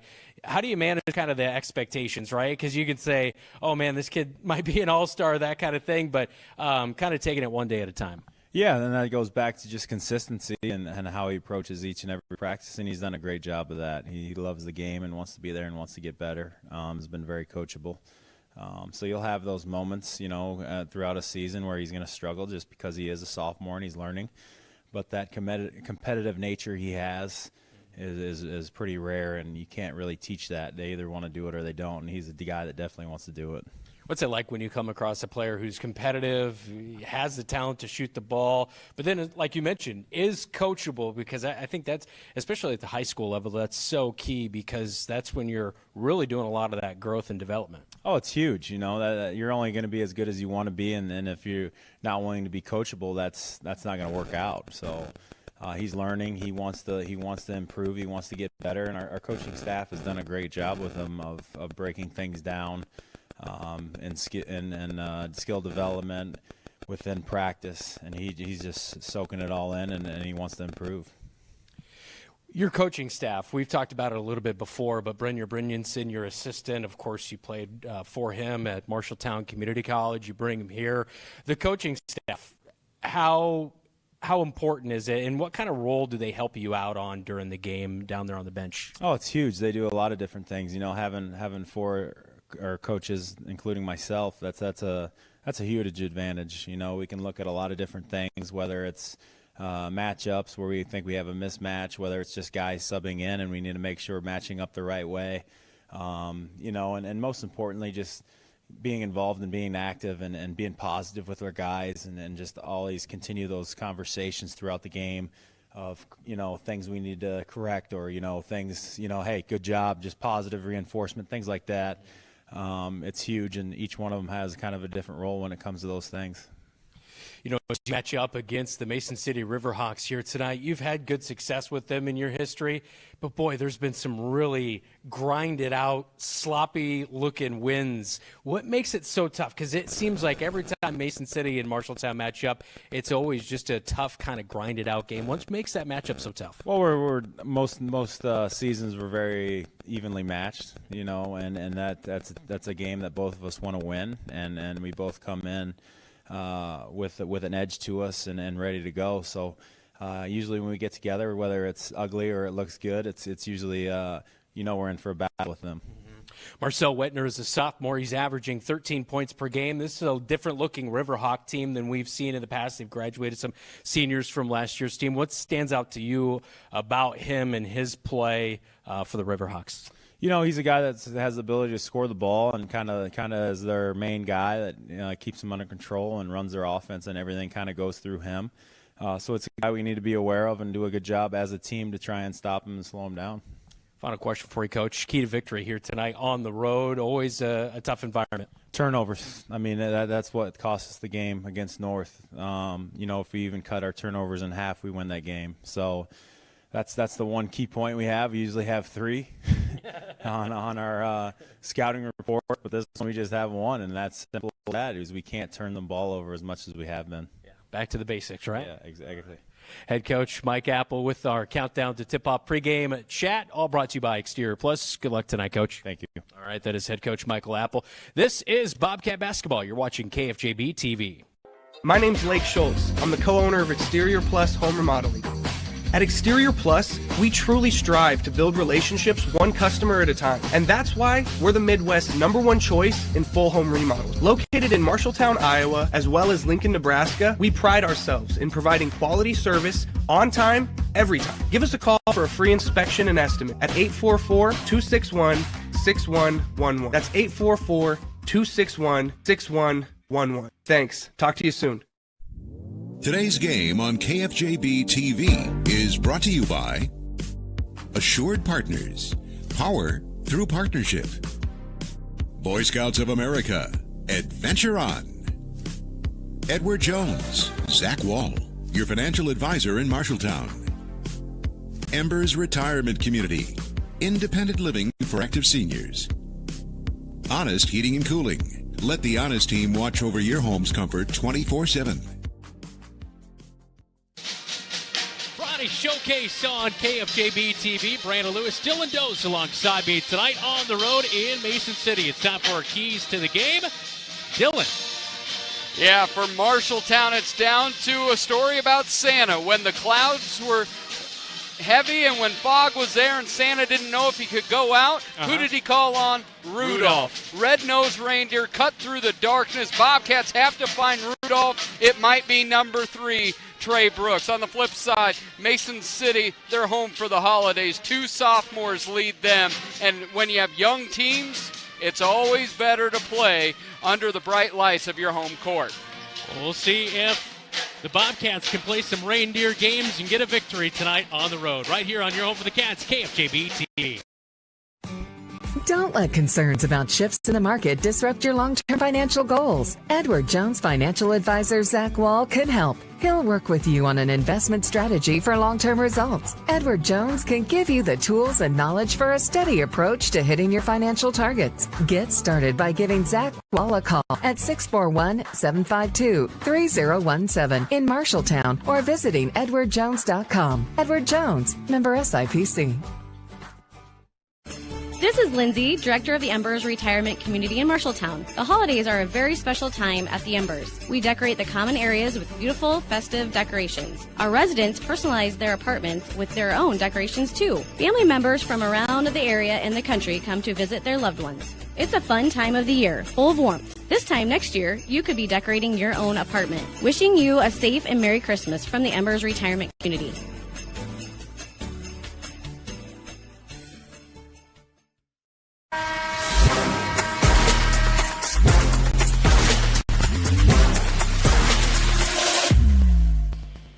Time for tonight's starting lineup. All brought to you by Sandvik Enterprises in Marshalltown. Let them deliver for you while we deliver you the starting lineup. The Riverhawks lineup looks like this. It'll be number 1, Drew Hobart. 3, Marcel Whitner, as he's averaging 13 points per game. Logan Ide, number 4. Aiden Mosley, number 15, and number 45, Ty Sanchez Evans. For the Cats tonight, getting his first start of the season, Trayshawn Brooks, number 3. He'll be out there with Carter Giannetto, number 1. Number 10 and 11, brothers Kyle Smith and Corey Smith. And number 24, Rogelio Sarin. That's tonight's starting lineups for the Bobcats and the Riverhawks here on KFJB-TV. It's Adventure On for Marshalltown Scouting. Adventures like backpacking, ziplining, rock climbing, canoeing, swimming, and more. Survival skills for a Scout's greatest adventure, life. Scouts give back to the community. Marshalltown Scouts have provided over 1 million hours of service to our community in our 70-plus year history. Scout leaders are highly trained and screened. Parents are a huge part of Scouting, too. Scouting provides unique opportunities available nowhere else. To learn more about Scouting in Marshalltown, go to iascouts.org. Adventure On.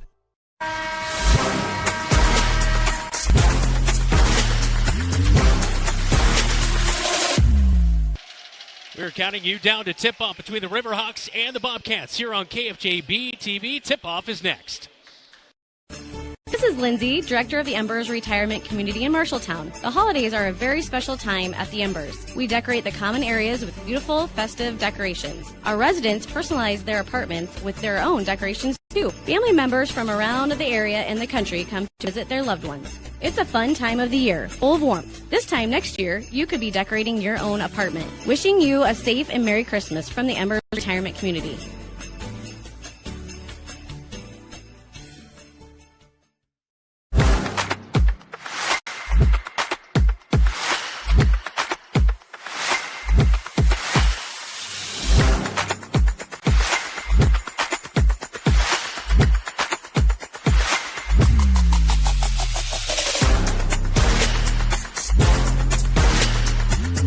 Will take the 3. Boy, that's a pure bucket right there.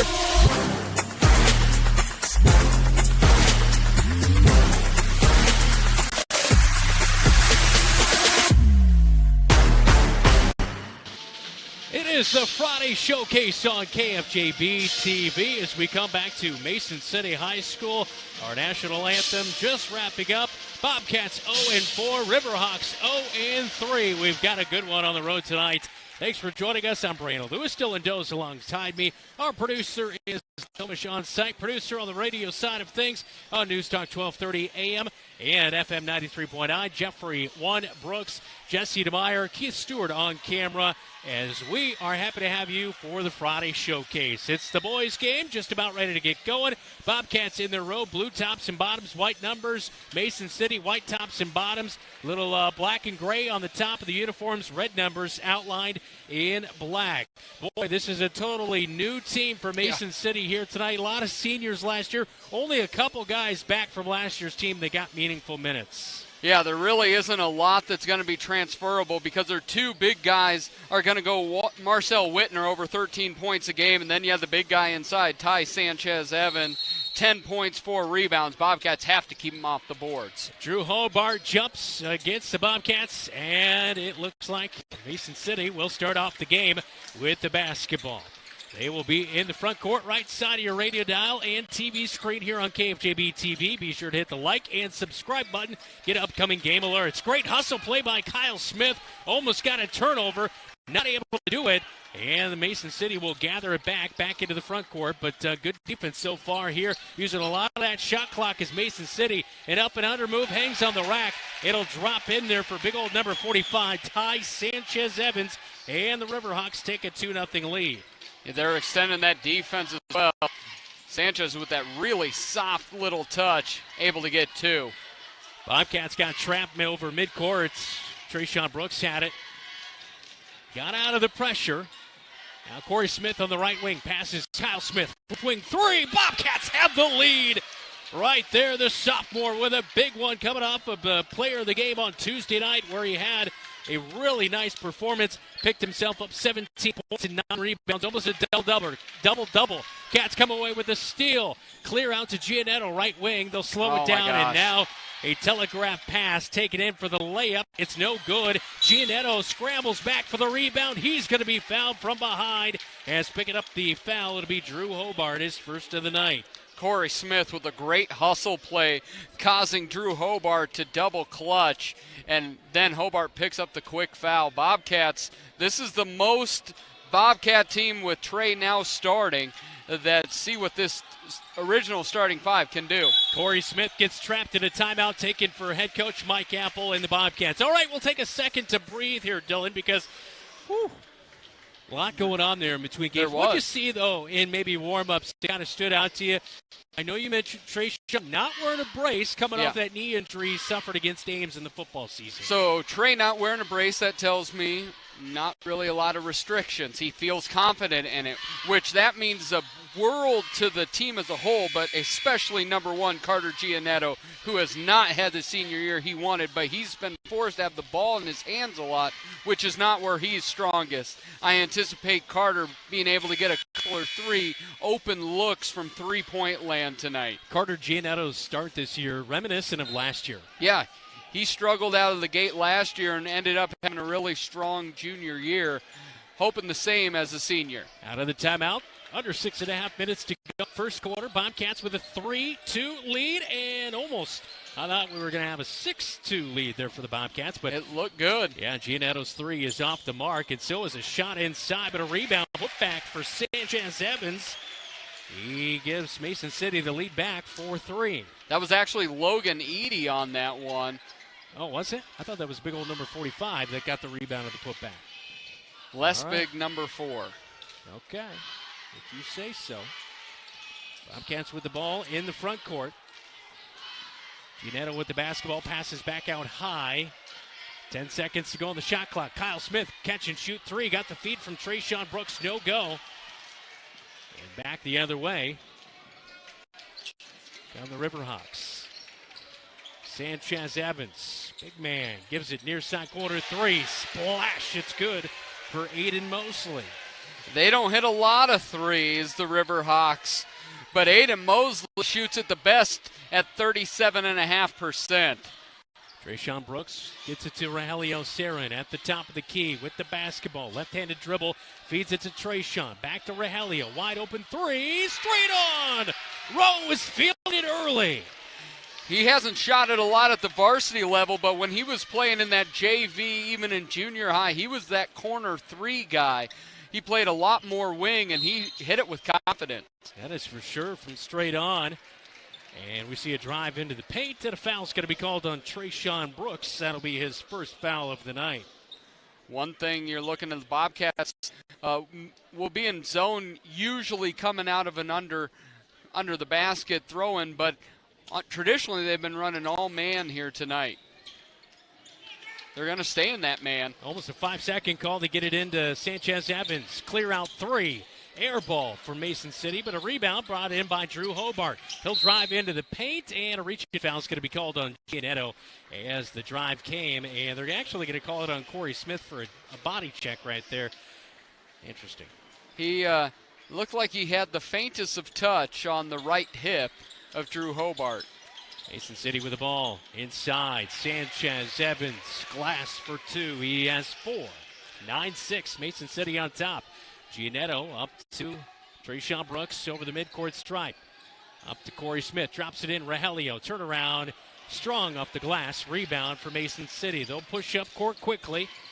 Hesitation move, now a drive by Whitner, and he gets tied up with Trayshawn Brooks. Jump ball. First one of the night in the boys' game. Yeah, I was going to say, we know that call well. Saw about 200 in the girls' game tonight. 9-6 your score. Brooks speeds up the court, kicks it out. Now right high post jumper, splash. It's good for the senior Corey Smith, his first one of the night. That is what Trey Brooks brings. What this offense has been lacking, scoring in the 30s, is no one can get it into the lane. With Trey getting into the lane, defense collapses, and it's a wide-open 15-footer for Corey. 3 left wings off the back of the iron. Rebound by Hobart. Hits the deck. 3 is back with it. That's Whitner, and last touched by Mason City. Much like my yard in the fall and spring, weed and feed, Trayshawn Brooks is speed and feed. I like it. You're welcome. I just thought of that. Just fresh off the dome, folks. Rogelio. Trayshawn back near side quarter, dribbles out to the left wing. Crossover, pull up. That one off the right side of the iron. Giannetta with an offensive rebound, though. Bobcats will reset offensively. Now Trayshawn Brooks out high. Feed over to Rogelio Sarin. Gets it. Kyle Smith. 3. Why not? Yeah, that one will go. His second of the night. He's got 6. And the Bobcats back with the lead, 11-9. Yeah, if you're going to have your hand down, as Mark Jackson famously said, hand down, man down, Kyle Smith is going to pull the trigger. And he's shooting at a triple clip. He's quick on that release. Sanchez Evans gets tied up with Rogelio Sarin guarding, and a travel out high on Logan Edey. Bobcat basketball, 3 to go, first quarter. Rogelio did a nice job of staying down on that pump fake by Ty Sanchez Evans. I actually don't really weed and feed in the fall. It's usually just in the spring, by the way. Fact checks brought to you by Merle Hay. Earl May. Merle Hay's the road. And a mall, I think. It's late and we're in Mason City. Ragland checks in for the Bobcats. Giannetto up high to Corey Smith. Over to Trayshawn Brooks. Cuts down the right side of the paint. Trying to kick. Got tied up. Ball ripped away by Whitner. Here he'll speed up the court. Ragland's got to get turned around. He gets beat a little bit right there. A body check on the right block, but a feed late. Shots missed inside. Last touch by Mason City. Bobcats actually the last one to touch it, and it will stay with the red and black. You know, I thought the way he started to point the other way. You're not official. With Davis Ragland in the game, that tells me one thing: Apple doesn't like the aggressiveness. Yeah. Yeah, and a Bobcat foul inside. So Ragland. That's one thing about Ragland. You got to love the kid. He's good for a foul or 4. Foul, intensity, hustle. I knew that he would bring the football aspect of his game to the basketball court. When I saw he played against Iowa City West, he played 4 minutes, had 4 fouls. I love it. He plays. But you got to have that. Like you have to have that guy. We missed that guy. Who's at the line there? That was Ty Sanchez Evans. All right, sorry. I'm getting you're distracting me tonight. It's my good looks. You didn't change your pair of glasses. I thought we were getting a change in between games. We're going to get it right now, folks. Foul on the floor and a legal screen of the Bobcats. Folks, you have caught me Corey in mid-eyewear change. Where are we going? Oh, we're going with the cheetah print. That's right. Changing out of the white glasses, going to cheetah, second game. Drive down to the right block. Oh, Ragland my gosh. came from behind, blocked the shot, but drawing the foul. A little out of control. Drayden Witts, he'll go to line for 2. Corey Smith picks up the foul. They called that on or Corey Smith got called on that one. Yeah. I was going to say Ragland was clean. Free throws up, and it is good. His first bucket of the night for Drayden Witt on the season. A 75% free throw shooter for the 5'11 sophomore. 1:50 to go in the opening quarter. Bobcats down by 1 now after the good made free throw. 12-11. It's now 13-11 as Witt knocks down both. As they extend the pressure a little bit here, it's at 1-3-1. It's about a 3/4 court. Bobcats get it over mid-court stripe. Jacob Thiessen fed it to Rogelio Sarin, and Sarin, I believe we're going to see a hand check on Mason City. Yeah, Gabe Reese wasn't quick enough to cut off the baseline. Rowe did a nice job. On that 1-3-1, you will have driving lanes available. Rogelio Sarin got the inbounds pass, feeds it to Trayshawn Brooks, and a foul is going to be called on the floor as Gina put up a 3, was no good anyway. But even that shot being open, it all comes with the defense collapsing because Trey's there. And that just makes it so much easier on the Bobcats shooters, as we see Bobcats already making 3 threes in the first quarter. Wade Miller picks up his first of the night. That's Mason City's third of the night. 3, corner, splash! You leave Jacob Thiessen open. He's to knock it down, shooting at 50% from long-range territory. Yeah, his 5th 3 already. Sanchez Evans, drive to the right block from the far side corner. That's a good play right there by the sophomore at 6'3". I'll tell you what you can't do. Allow him to go one-on-one straight to the hoop. Too big, too strong, too skilled. Kick out, why not again? Thiessen off the back of the iron, no good. And the Bobcats come up empty on that offensive possession. A minute to go now in the opening quarter. Tight one early on here. Inside, they'll take it to the rack. Off the backboard, no good. Thiessen got a little bit in the way of the shot right there by Reese. Bobcats rebound, clear out. Trayshawn trots over the midcourt stripe. Trayshawn puts his head down, gives it now to Rogelio Sarin at the top of the key. Hands it back off to Trayshawn. Off a screen, Giannetto wide open 3, and it's off the back of the iron with 30 seconds to go in the first quarter. Mason City will have the basketball with the shot clock off. It almost looked like a travel right there, but wide open defense falls asleep. Braden Miller beat him for a 2-point easy bucket, his first of the game. The Bobcats will play for the final shot here with 10 to go as Trayshawn over the MC logo at midcourt. 5 seconds, he'll drive, kicks it out, wide open Thiessen to 3 on the right side of the iron, and we head to the second quarter. Bobcats trailing on the road 17-14 on KFJB-TV. Since 1967, Jensen Ford Lincoln has served generations of families around central Iowa. Quality vehicles, professional service, knowledge of our product, that's a part of Jensen. But what's more important to us is a trust that is passed down from every previous generation. Jensen Ford Lincoln wants to serve your family for generations. We want to be there for your first car. We want to be there for your family SUV. And we want to see you drive away in the Mustang you always dreamed of. At Jensen, we want to be here for you now and every mile along the way. What's up, Bobcat Nation? This is Ryan Schmidt, and you're watching Bobcat Basketball on KFJB-TV.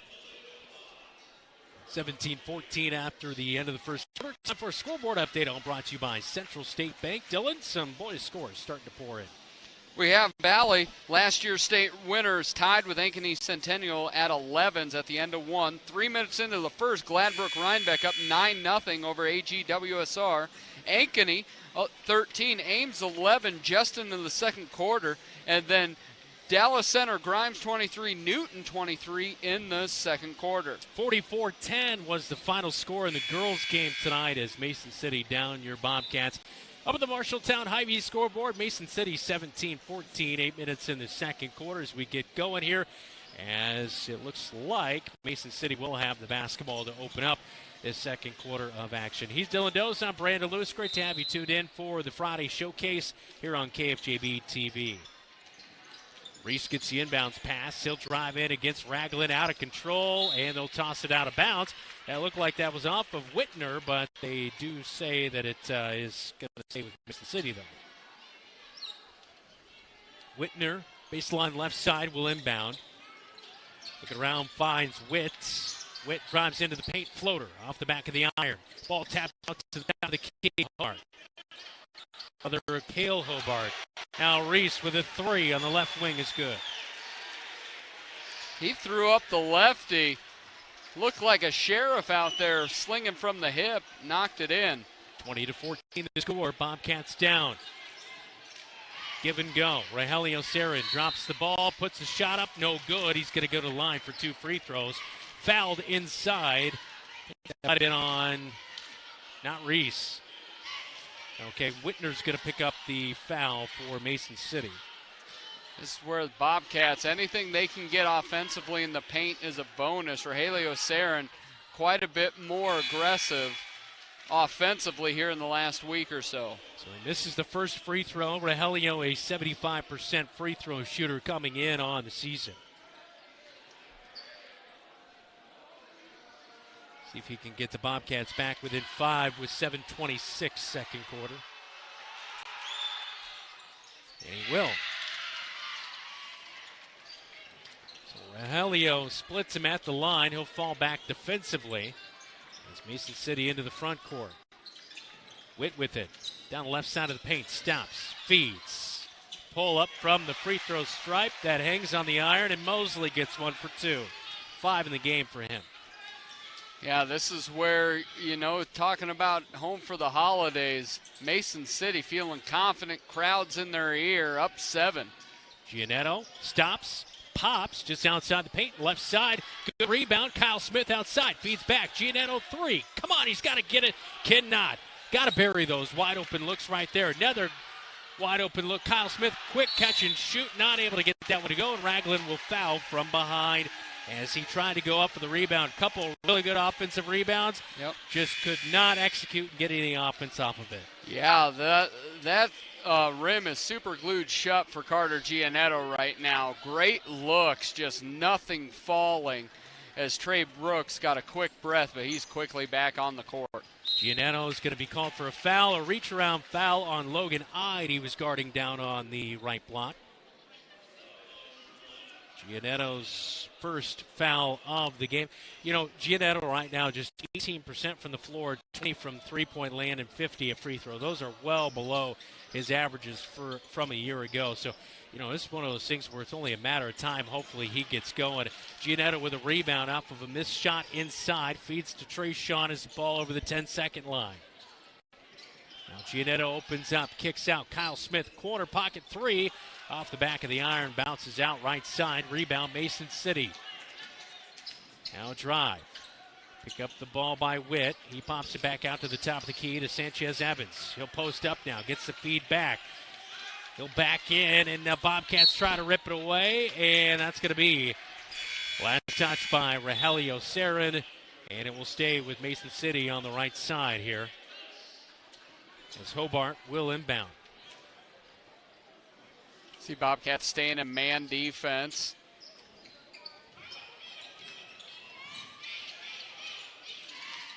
Carter Giannetto just got beat defensively. Mosley with a good pull-up for 2. It's 9-point lead. Giannetto up high, got the feed from Trayshawn. Over to Thiessen. Boy, that was almost a travel right there. It sure looked like it. It sure did. The official about raised his hand, but decided no call right there. Wide open Thiessen. Feeds it to Giannetto. Drives. Right side. Good drive by the senior for his first bucket of the night with 5.5 minutes to go before half. Love to see that more and more from not only the senior but other sharpshooters. Reese out of control, guarded by Rogelio. Shots no good. Clear out to Trayshawn. He'll bring it up the far side in front of the scorer's table. Feeds to Thiessen. 3. Yes! Gets his second one to go. And Thiessen with 6 and a timeout called by the Riverhawks head coach Nick Trask. Bobcats just like that, back within 4 on KFJB-TV. Honest Heating and Cooling wants you to save your hard-earned money for the holidays, not a service call. So change the batteries in your thermostat and hit that furnace filter while you're at it. Then a quick check of your furnace vent pipe to be sure it's free of debris. Do you have a carbon monoxide detector? You should, on every floor. So until the new year, Honest Heating and Cooling is offering a 10% discount on installations, low-level carbon monoxide safety equipment, and even service calls, just in case. Happy holidays from Honest Heating and Cooling. This is Tate Ring. You're watching Bobcat basketball on KFJB-TV. Bobcats get a timeout called by Mason City. They storm back from 9 down, back within 4. Yeah, and it all came down with a great take by Carter Giannetto. Wasn't going from 3, took it with reckless abandon to the hoop. And then Jacob Thiessen, no conscience, stepped into a transition 3 and nothing but nylon. Great to have you along for the Friday showcase in Mason City tonight. As the Bobcats start out back on defense after Nick Trask, head coach for the Riverhawks, 0-3 so far this season, 0-1 in conference play. As Mason City 0-2 against your Bobcats a year ago. This Mason City team 2-7 in the Iowa Lions Conference of Champions last year with a couple wins over Fort Dodge. Reese out of control. Toss-up shot, got his own miss, and a rebound. Put back by Whitner is no good. The ball still bouncing around. Hobart got it back. Now a drive down to the right block. Out of control, shot poked up. No call. Logan Ide was trying to draw the foul. Bobcats get the ball back. Up court quickly. Drive. Thiessen. Late feed. Rogelio. And they're going to call a charge on the Bobcats, aren't they? They're going to call a charge on Jacob Thiessen as he kind of still went into the defender as he fed it over to Rogelio. I thought they called it on Rogelio, and I was like, that doesn't make any sense. No. Jacob, I can see. Yeah. So Thiessen with his first foul of the night. 4.5 minutes to go in Mason City before the break. Marcel Whitner, a sophomore, averaging 13 points per game. Step back as Trayshawn guards him. Shots missed. Kyle Smith with the tough rebound for the Bobcats. Bobcats over the last couple possessions, much better job on the defensive boards. Here in offense, looking a little bit more confident with Trey. Oh, the lane opens up. Blocking foul going to be called. Count the bucket for Trayshawn Brooks, who gets the Bobcats back within 2. As the senior getting his first start of the season, he played a little bit against Des Moines North on Tuesday night in a 20-point loss on the road. But right there, he gets the and one as he'll go to the line with the Bobcats trailing 24-22. A year ago for the Bobcats, a 71% free throw shooter. You can tell the offense is just moving so much better as Trey just has 3 points, but they say he went over the line. Giannetto stepped in the lane right there, but a beautiful drive as we look at the replay on KFJB-TV.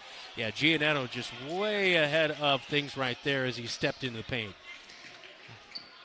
2 steps forward, 1 step back, but yeah, exactly. This is a much more effective and efficient Bobcat offense with Trey at the 1. 3 from straight on, no good. Bobcats hustle for the rebound as Thiessen gets the 3 missed by Whitner. Back down the court quickly. Trayshawn Brooks into the paint. Kick out. Far side, Kyle Smith. He'll go in. Now he kicks it out. Near side quarter to Giannetto, and a reach-in foul is going to be called.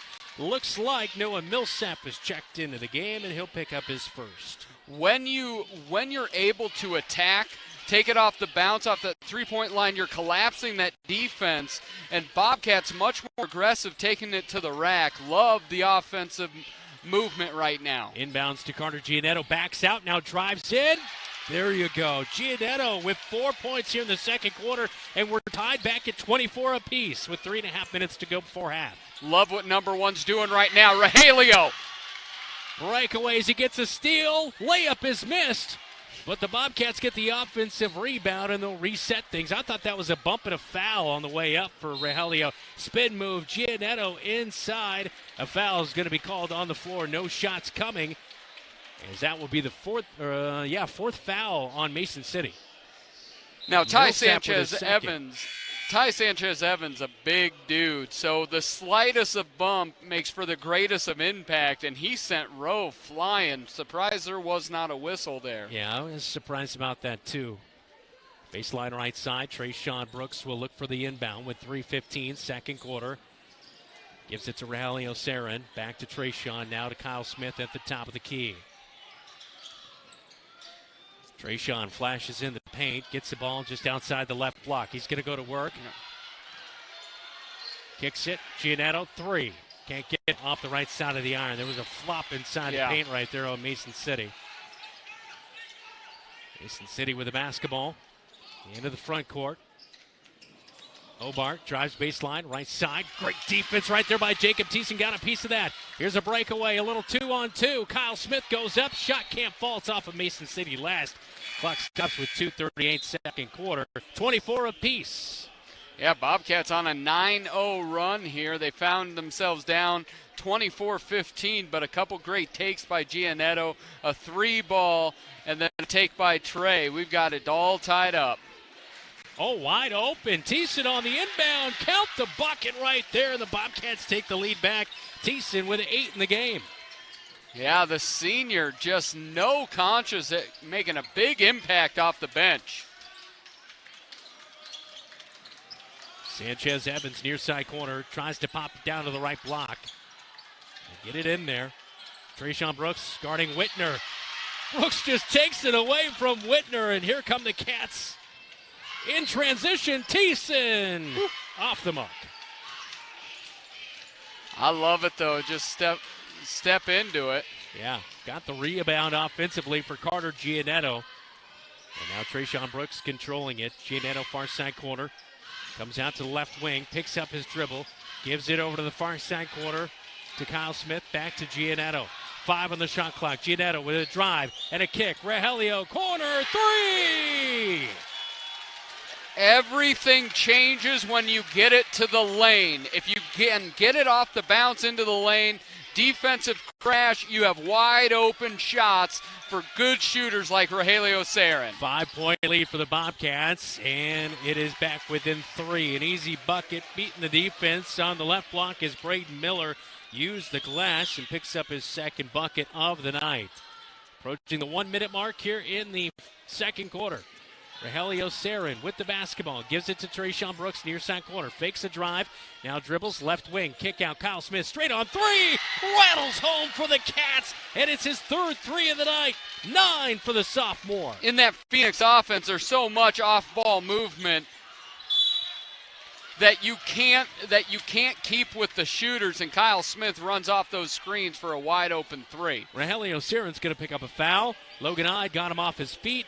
Rogelio tried to block the shot, got a little bit maybe of the arm. Picks up a foul as Ide will head to the line, a 56% free throw shooter on the season. That one will hit off the front of the iron, no good, as we see that last 3 made by Rogelio Sarin. Great shot by Keith down there in the corner. Gooseneck action right there by Rogelio as well. Second free throw will be good for Ide. Or Edie. Edie. I'm going with Edie. Yes. I do remember that. I just didn't say it right the first time, Dylan. As you said earlier tonight, you do make mistakes. Yeah, it's the only way to have forgiveness is to be a good dude and make mistakes. Bobcats with a missed shot, but get the offensive rebound. 4-second difference between the game clock and shot clock. Kyle Smith out high, got trapped, gives it to Rogelio Sarin. He was looking for somebody backdoor, was not there. Ball bounces off of Mason City with 14 on the shot clock, 18 on the game clock. And with the Bobcats leading by 5, they look to add another bucket here right before the break. Yeah, you look, last time they got a great little bounce pass to Jacob Teeson for 2. Bobcats looking for the inbound. Inbound will sail out of bounds with 18 seconds. That was a tough one, well guarded by Mason City. Bobcats 20-13 against Mason City since 2007. Of course, Bobcats defeated Mason City both meetings last year, but much different on both accounts. Teams totally different. Totally different team. Trayshawn Brooks and Carter Giannetto had good run for the Bobcats last year, but Braden Miller a little bit for Mason City, but not much else. Coming up at the break, we'll get you scores. We'll get you also stats from the first half.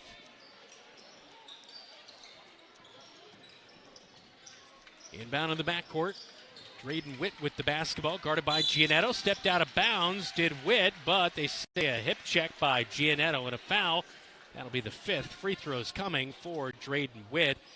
And so far tonight, he is 2 for 2 at the stripe.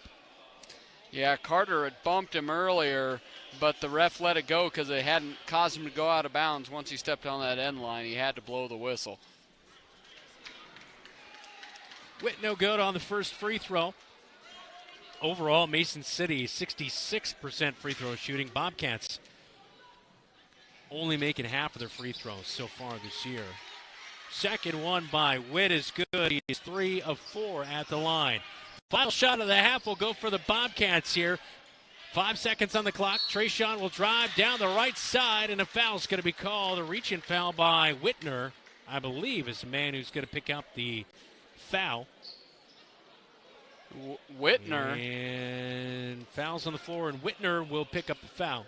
They're going to call it a shooting foul. Well, that's the 5th. It was the 5th? Fifth. Fifth foul here in the second. So 2 free throws for Trayshawn Brooks, and the first one off the front of the rack. No good for Trayshawn. This is second trip of the night. He was supposed to have 2 free throws his last trip, but Carter Giannetto with a lane violation. That second one did not count. We've got a Gatley-Jor sighting as well. Second one is good for Trayshawn. Now 3 points in the game for Brooks. And the Bobcats leading 33-28 with 5 seconds to go before halftime. let it soar.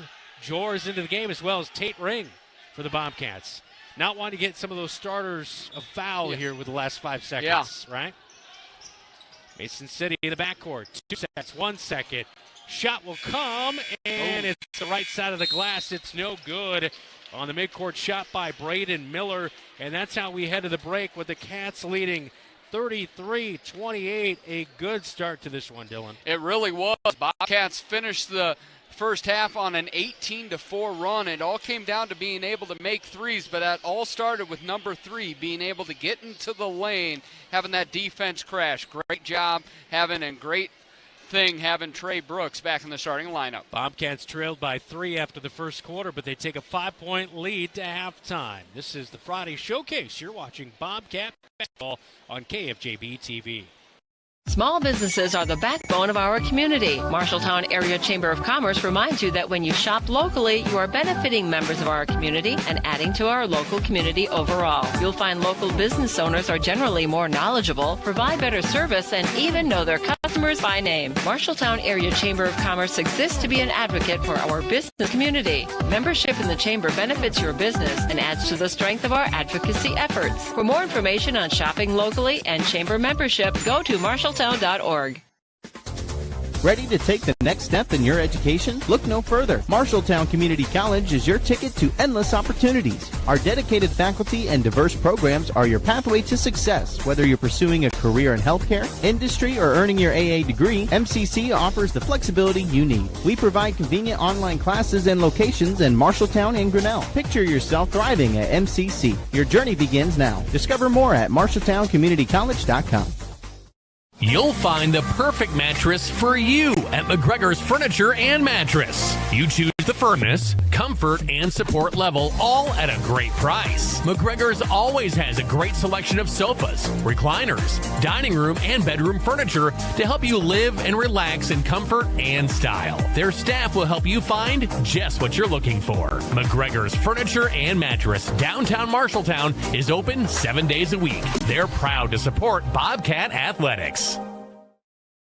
At Sports Plus Sports Medicine and Physical Therapy Center, we customize each patient's treatment plan to their individual needs. What does that mean? It means that not every back or knee problem is treated the same, and that your program will be unique and designed especially for your needs or problem. This improves how quickly you will return to work or sports. The Sports Plus staff is encouraging and takes pride in your successful recovery. This is just one more reason why champions choose Sports Plus Physical Therapy as their favorite place to rehabilitate and train. KFJB-TV presents the Bobcat Halftime Report. In that first half of action for the Bobcats, they hit 7 threes and really helped get themselves back in after they were down by 9 in that first half. But really good start to this one here in this first half. They'll have to continue that success in the second. We've talked about this, that there's going to be times this year the Bobcats hit 12 to 15 threes because of the way they play. Tonight, those shots have been open. They've been good threes. Jacob Thiessen coming off the bench, scoring 8, those 2 big threes from him. But you also see Kyle Smith, and I think that all goes back, as what we've said, is being able to get penetration. And then Rogelio Sarin has been able to give him some energy on the boards, but those 7 points from position where we didn't know how much he'd score, now being a bonus on the offensive end, big bonus for the Bobcats with Rogelio Sarin. Lamar Johnson took a fall last week against Newton, and he hasn't played since. Yeah. That's another piece that you don't have out there, so it's encouraging to see them playing like this tonight. Yeah, Lamar Johnson, you look at him, you're thinking, okay, 6 foot maybe, but he is so good on the offensive glass, and not having him out there, he'd be a big bonus here tonight. So it's just an essential thing with having Sarin back, or Sarin really performing well. The one other thing with Trey Brooks, he's a great rebounder from that point guard position. We saw that a little bit on the defensive end. Yeah. He's able to help grab the glass as well. In that first half, Bobcats led in scoring with 9 points from Kyle Smith. He nailed 3 threes, 7 for Rogelio Sarin, 2 for Corey Smith, Tracy Brooks with 3, 8 for Jacob Thiessen, and 4 for Carter Giannetto. Meanwhile, Aiden Mosley, 7 points in that first half for the Riverhawks to lead them, followed by Ty Sanchez-Evans with 8 points for the Riverhawks. 33-28, Cats lead at the break on KFJB-TV. You should never have to wait after ordering new appliances. At Pence Appliance, you wouldn't. With an incredible selection in stock and ready to install today. Our friendly team is here to help you pick the perfect set to match your style. And let our professional technicians install and set up your new appliances, often delivering the very next day. Stop in today, see all the new features, and find your new look at Pence Appliance. For sales and service of everything appliance, go see the Pence team. As you walk inside, you know right away the place for fun is Wayward Social. There's always plenty of bowling action, so plan for your next outing to include bowling at Wayward Social. Also, meet your friends for lunch, dinner, or your favorite beverages. You will also absolutely love their daily lunch specials, Monday through Friday, including endless pizza by the slice. You choose the toppings. Wayward Social is now open at 11:30 a.m., 7 days a week. Wayward Social on South 6th Street in Marshalltown. You're an empty nester closing in on that retirement property. Chances are your plans didn't include mom moving in, but life happens and you do the right thing. Wells Fargo Advisors can help. For more than 125 years, we've created wealth management and investment strategies aimed at achieving our clients' personal financial goals. When retirement means caring for yourself and a loved one, turn to Wells Fargo Advisors. Together, we'll go far. Wells Fargo Advisors is located at 14 East South Ridge Road in Marshalltown. Call them at 641-752-5401. They're a member SIPC. Today's game on KFJB-TV is brought to you by Jensen Ford, with you every mile along the way. Legends American Grill, Marshalltown Steakhouse. Lennox Employees Credit Union, LennoxECU.com. Marshalltown Area Chamber, Marshalltown, more than ever. Marshalltown Community College, a step in the right direction. Welcome back to Mason City High School. Bobcats leading it at the break, 33-28 up on the Marshalltown Ivy scoreboard. Now time to get an area scoreboard update, all brought to you by Central State Bank. Dylan? Halfway through the third period, Urbandale has locked down Johnston 29-18. At the end of the first, Nevada leads West Marshall 17-13. Also end of the first, Des Moines North 16, Ottumwa 7.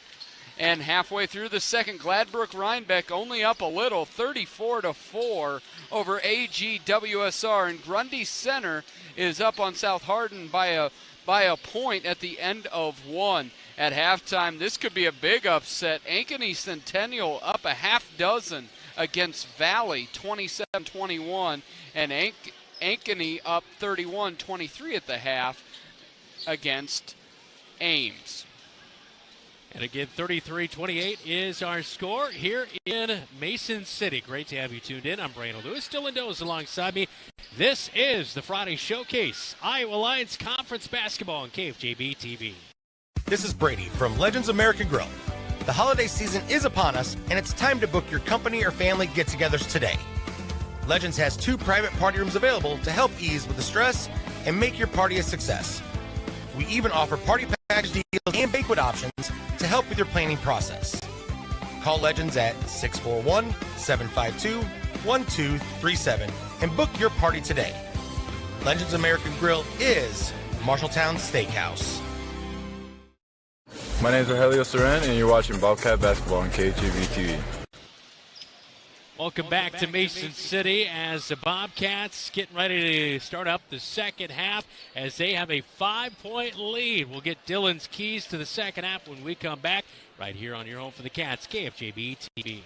The equity in your home is power. Power to remodel your home. Take a memorable vacation. Add a deck or patio. Lennox Employees Credit Union can help you unleash the financial power you possess with a home equity loan. consolidate debt, fund a student loan, or pay for a wedding. The loan process is easy. See Lennox Employees Credit Union, 1004 East Main Street in Marshalltown. Member NCUA, Equal Housing Lender. Online at lennoxecu.com.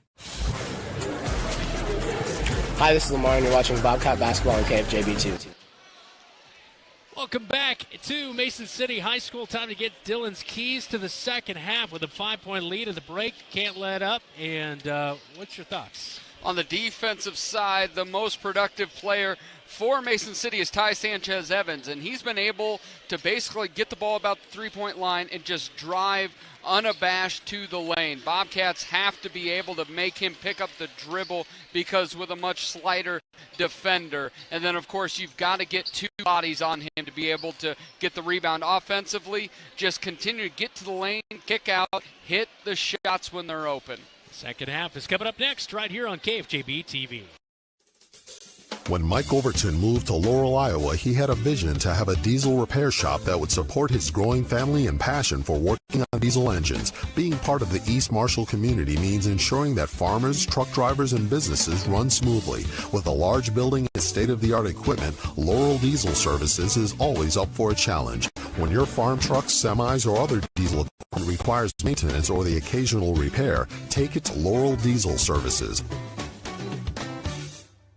The right insurance agent can make all the difference. Assured Partners agents represent multiple insurance companies. They can pick and choose from a larger variety of outstanding insurance options. Assured Partners also handles life and health insurance and Medicare supplement coverage. With access to local, regional, and national insurance companies, Assured Partners will create policies tailored to the coverage you need. For more information, go online to assuredpartners.com/Marshalltown. Power through partnership with Assured Partners in Marshalltown, Toledo, and West Des Moines.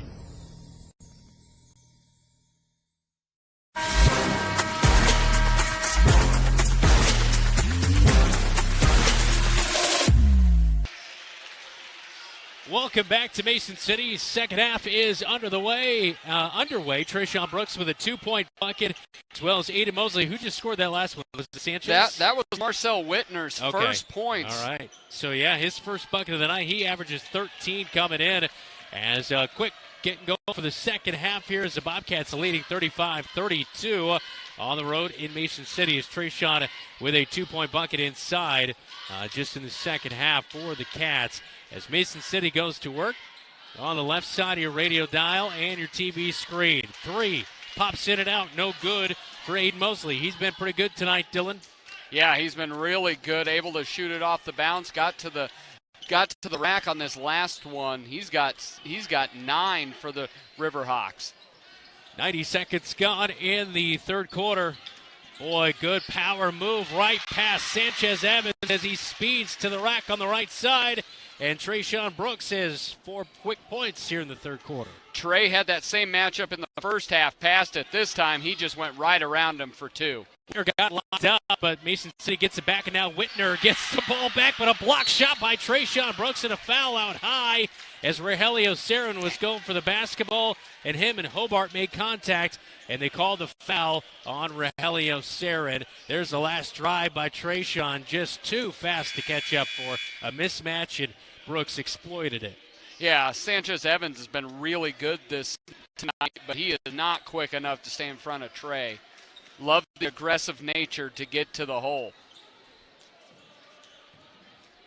Whitner gets the inbounds pass guarded by Trayshawn Brooks. 6 minutes to go in the third quarter.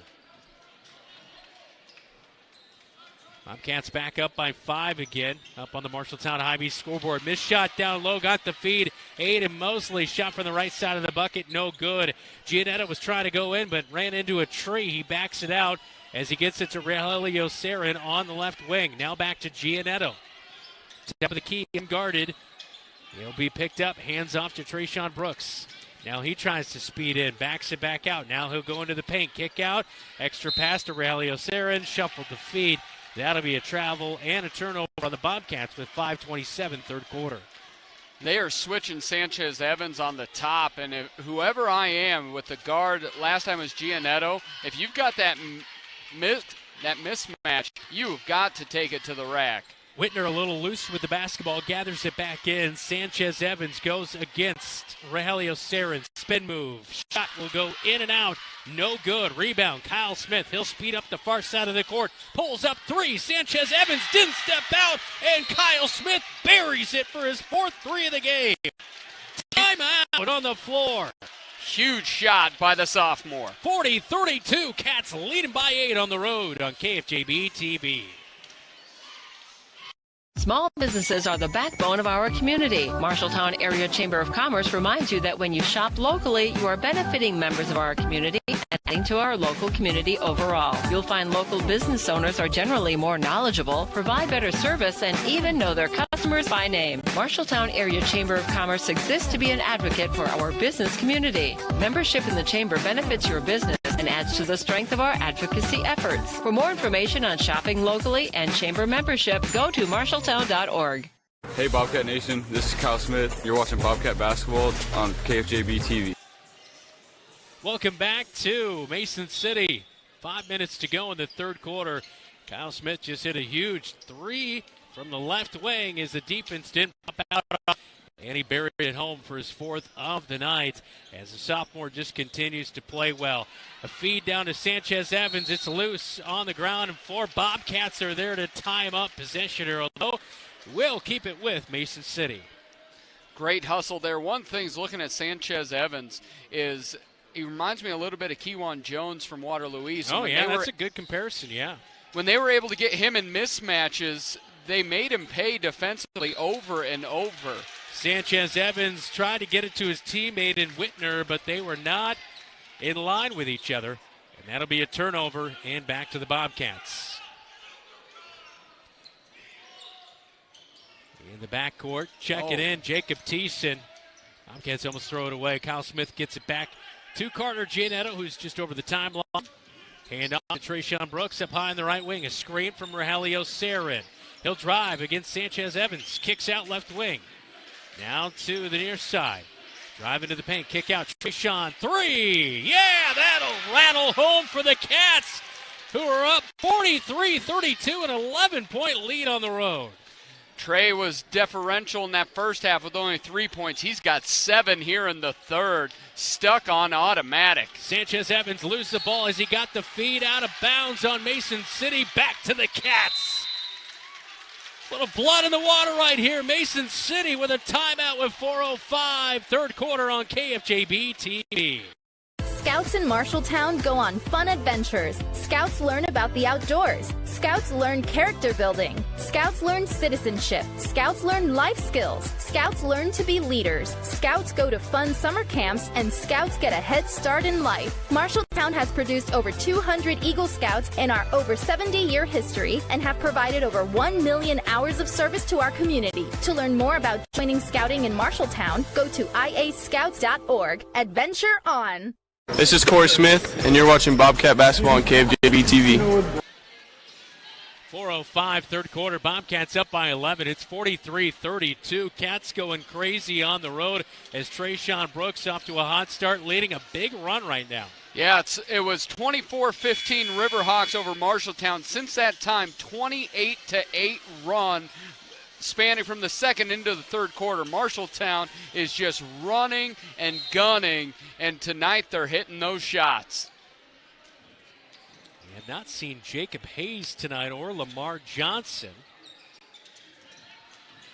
But the Bobcats playing well on the road. Giannetto takes it all the way into the rack, draws a foul. I think that's going to come in on Sanchez Evans. 2 shots. It is a shooting foul, and it is going to be on Sanchez Evans.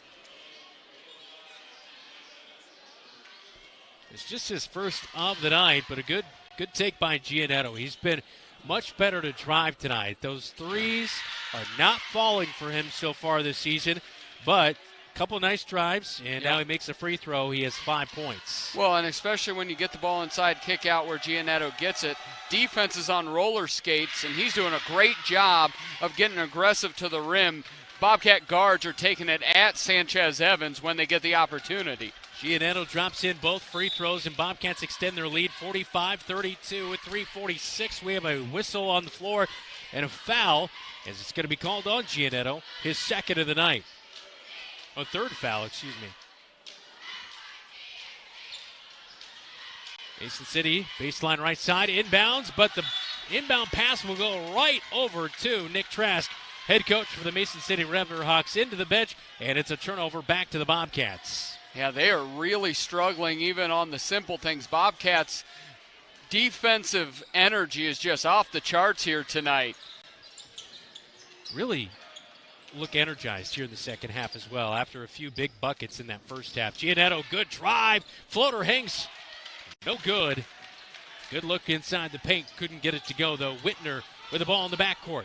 Gets it over midcourt. Trayshawn Brooks with a pick. Takes it up himself. Layup is good. Strong drive by the senior. And a timeout on the floor again by, this time, the Bobcats after a big made bucket. They've extended it to a 15-point lead with 3:16 to go in the third quarter. Boy, this is a great group playing together right now. They are moving that ball all around. You see here, and that was all brought. Trey's able to steal it, pick off the pass, lay it up, but that was all started by Jacob Thiessen and Carter Giannetto, able to trap Marcel Whitner and force the errant pass. Just a good brand of basketball to have Trayshawn back. It's been the piece that the Bobcats have been missing, really, this year. You see that trap right there. Great job. It really is.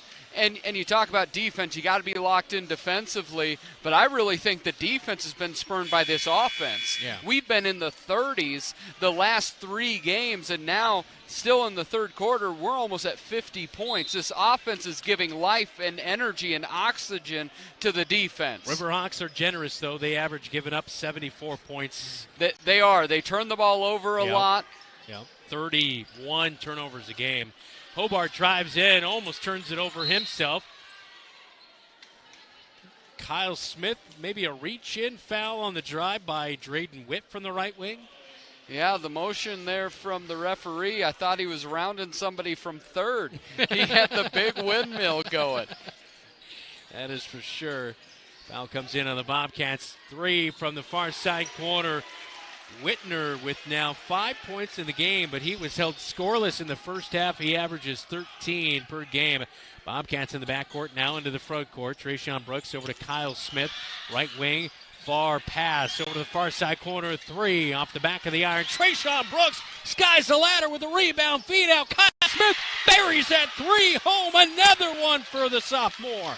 Every shooter will tell you the easiest 3 is off an offensive rebound. Kyle just went right in and grabbed it. Sanchez Evans powers into the right block, but his shot's off the right side of the iron. Rogelio Sarin with the rebound.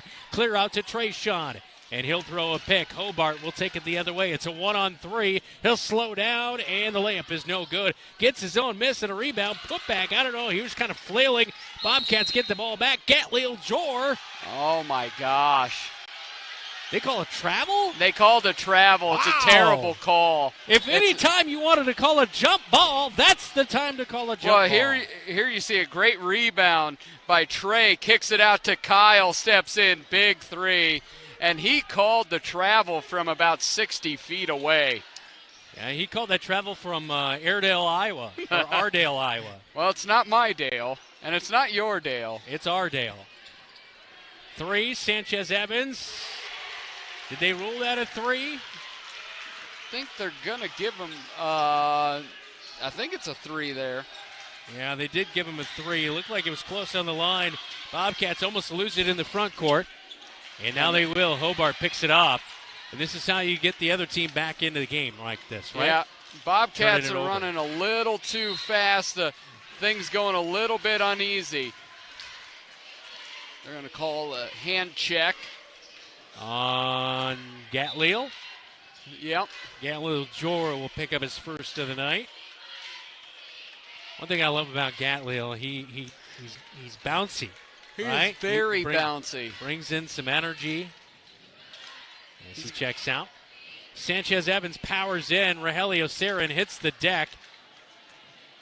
Now a drive into the paint, kick out. Sanchez Evans on the line for a long 2. It's an air ball. Force that one. Bobcats get the rebound. Good job by Jacob Thiessen to get that, but he loses it. Right back to Mason City. 3 is no good. They're going to rule a foul on Jacob Thiessen as it came in from Aiden Mosley. The 3 was way off, and that's a bailout call right there from the near side. It looked like running right by was Thiessen and kind of that kick out. You hear about that a little bit, sticking that leg out to draw that foul, and might have been the case right there, as that will result in 3 free throws for number 15, Aiden Mosley, who has 9 points on the night. And Mosley's first free throw is good this season. He's made all of his free throws coming in. Yeah, Mason City has been able to claw back in late. Bobcats have not won this year, need to learn how to win, have that killer instinct to really extend it. There he misses one. Mason and the third one to come for Mason City. Mason City just trying to get it in that 6 to 8 point range before the fourth quarter to be within striking distance. And he misses the third one, so just 1 of 3. Ball's tipped out to the midcourt stripe. Giannetto. What a play. Yeah, huge hustle play.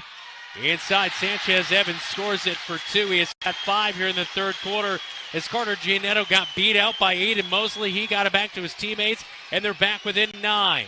Bobcats a little rattled. Almost throw a turnover. Kyle Smith, 3. Boom! Wow, that kid is good. 6 threes on the night. He can shoot it.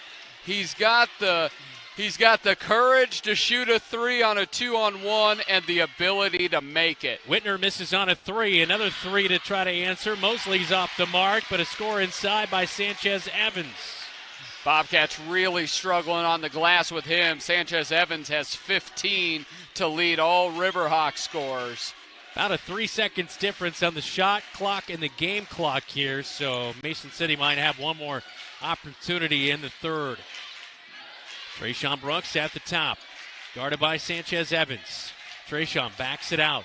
Coach Apple doesn't want hardly any time left on the game clock here. They come out, try to get Trayshawn Brooks. Ball's ripped away. Trayshawn hits the deck. Boy, that was a rough play with no call. Kyle Smith with great defense. The 3 is way off the mark. That was a good job by Kyle to get in the way of Aiden Mosley. His long shot attempt was no good, but here's that last shot by Kyle Smith, the big 3, and the Cats take a 10-point lead to the fourth.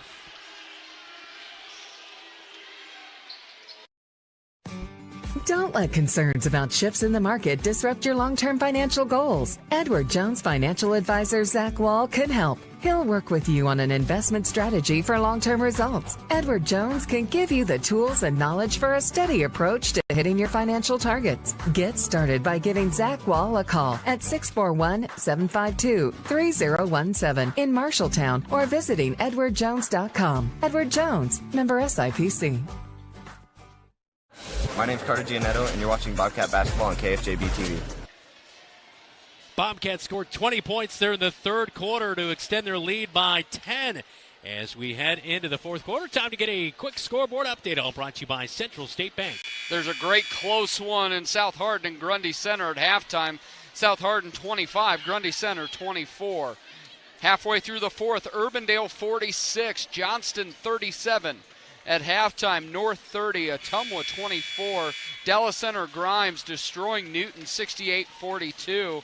And Nevada leads West Marshall 32-23. Well, we head to the fourth quarter. 6 made threes tonight for Kyle Smith, as he has 18 tonight. But not to be outdone, Trayshawn Brooks with a big night as well, and he's been a huge factor in ball movement tonight for the Bobcats. Yeah, he's got 12 points on his own, but really just making the offense going on the defensive end. Multiple blocks and many defensive rebounds as well. And Rogelio Sarin misses the bunny on the right block. It was a good cut there, but just couldn't convert on the shot. Mason City with the basketball. Whitner kind of popped open. Giannetto just off of him, and Whitner's on fire in the second half. He has 8. All in the second half. Trayshawn Brooks up high. Passes out. Kyle Smith, he's hot. He tried to get his 7th. Couldn't get it to fall. Skims off the iron. And we've got about a minute gone here in the fourth quarter. Still 10-point game. Shot off the right side of the iron. It's no good by Mosley. Rebound Bobcats. Up to Kyle Smith in transition. 3 again off the front of the iron. No good right there. You don't mind those shots, though, right? I don't mind him. He's hit them, but You mind it when they answer back. Hobart nails a three. That's his first made shot, and it's a 6-0 run to begin the fourth quarter as Mason City has the lead, or trails, as the Bobcats still have the lead 53-49. And it looks like, is it Aiden Mosley on the ground? It is Mosley who's on the ground. I'm not sure exactly what happened there. And we'll take a timeout with an injury timeout. Fourth quarter on the road in Mason City on the Friday Showcase. Bobcats with just a slim lead, up by 4 when we come back.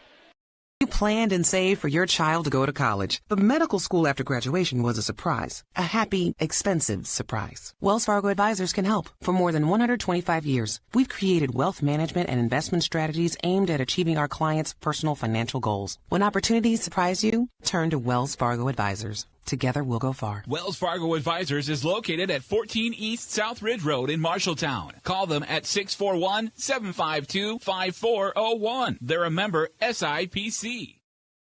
Hey, Bobcat Nation. It's Jacob Hayes. You're watching Bobcat Basketball on KFJB-TV. Back in action after the injury timeout by Aiden Mosley. Bobcats just with a 4-point lead, a slim one, a 6-0 run to begin the fourth quarter for Mason City. Kyle Smith. It's the ball in the near side corner to Giannetto. A nice drive, hangs up near the rack, and it's good. And the senior has known exactly when he needs to do those drives, and he makes a good one right there to put the Bobcats back up by 6. He did that in the first half, and it kind of spurred the Bobcats. Now down to Sanchez Evans. No, that's Reese inside. Turnaround jumper twice. Can't go for him. And the Bobcats with a rebound. Cleared out to Trayshawn. He trots up by the scorer's table, hands off to Giannetto. With Rowe playing at that free throw line, it immediately puts the big on the switch. Reese guards Trayshawn, kick to Giannetto off the back of the iron. He just can't buy a three. No, it's a good shooter. Everyone will say it, but he cannot get anything to go in. Kyle Smith, boy, that looked like pretty good defense as he was guarding on the drive. Drayden Witt went down to the right block. As Kyle Smith reached up, shot did not go, but they say a shooting foul as Kyle Smith picks up his second of the night. Yeah, just Drayden Witt just went right around him. Witt with the free throw, it's up, and it is good on the first one. He had 3 points in the first half. That's because he went 3 of 4 at the free throw stripe. This one is good to get Mason City back within 5. One more to come for Witt, who is just a 5'11 sophomore. That's the thing, as both these teams with some pretty good young talent, both are good for Witt, and it's back to a 4-point game. Bobcats anticipate getting some of that switch action with Trey at the free throw line dealing. And that's going to be a foul. Looks like Witt is going to commit that one. Could be on Whitner as well. Say who that was on. Okay, that is going to be on Witt, and they say it's a shooting foul, so 2 shots to come. One thing Mason's kind of on the floor, in my opinion. Dylan, yeah. What'd you think? I thought he was on his way up. I would agree with it. One thing Mason City did change on that is Sanchez Evans is not at the top of the key anymore guarding Rogelio Sarin, so not a part of the switch at the top of the key. Cool, calm, and collected. Trayshawn makes a much-needed free throw as he went just 1 of 3 in the first half. Second one to come, and that one is good. And both are good for Trayshawn Brooks, and we have a timeout taken by head coach Michael Apple. 5:37 to go in the basketball game. We'll take a quick timeout. This is Bobcat Basketball. You're watching KFJB-TV. This is Lindsay, Director of the Embers Retirement Community in Marshalltown. The holidays are a very special time at the Embers. We decorate the common areas with beautiful, festive decorations. Our residents personalize their apartments with their own decorations too. Family members from around the area and the country come to visit their loved ones. It's a fun time of the year, full of warmth. This time next year, you could be decorating your own apartment. Wishing you a safe and Merry Christmas from the Embers Retirement Community.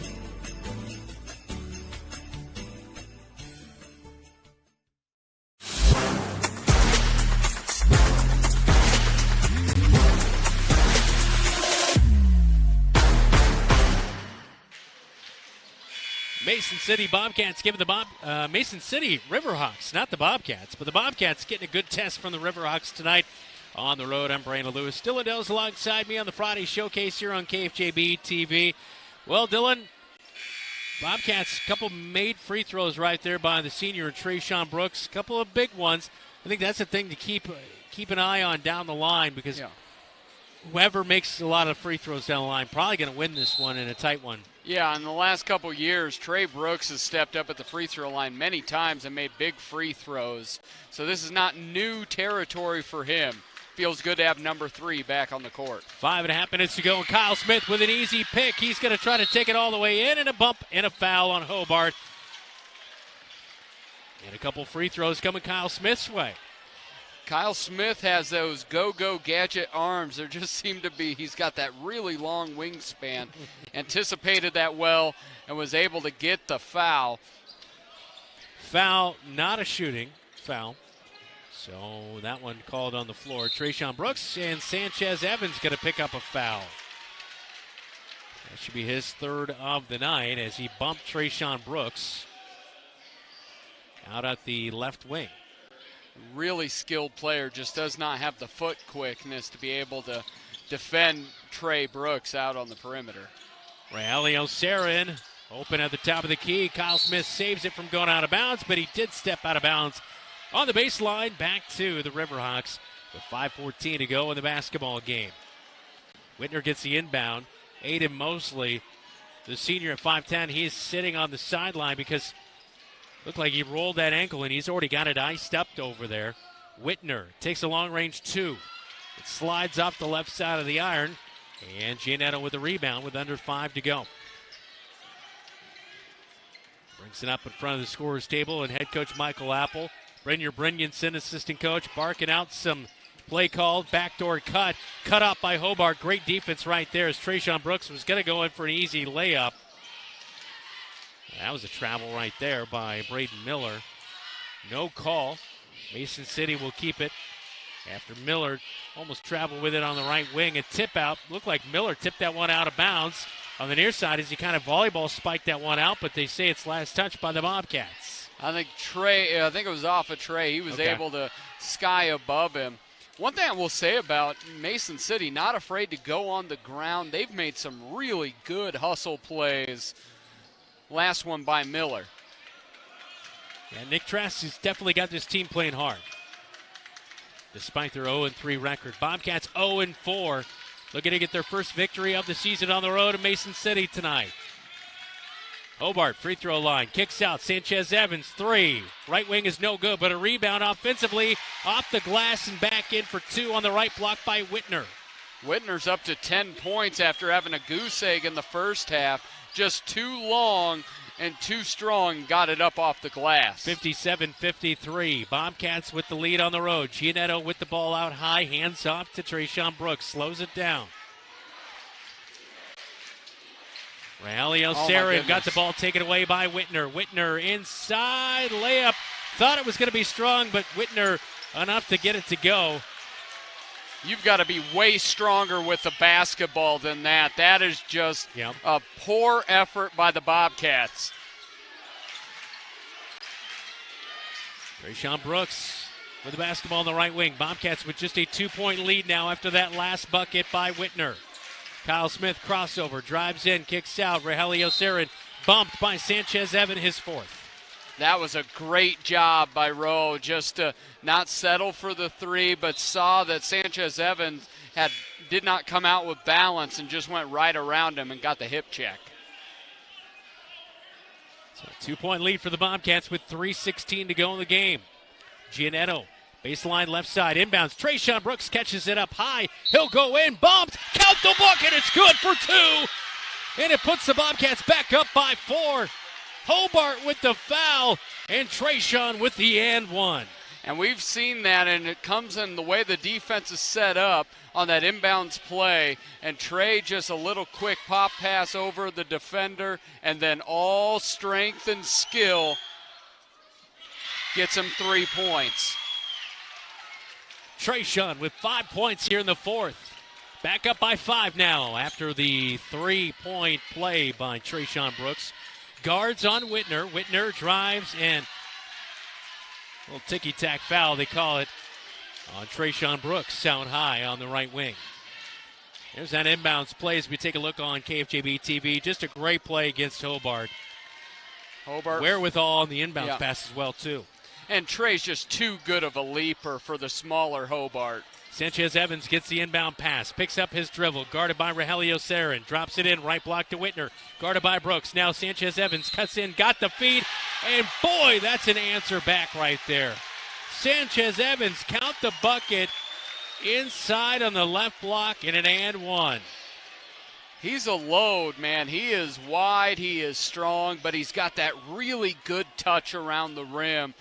He doesn't have concrete hands, he's got a feather touch. Rogelio Sarin, his second foul of the night. The and one for Evans completes it. Sanchez Evans, a sophomore, he's only going to continue to build. He's going to be a problem when he's a senior.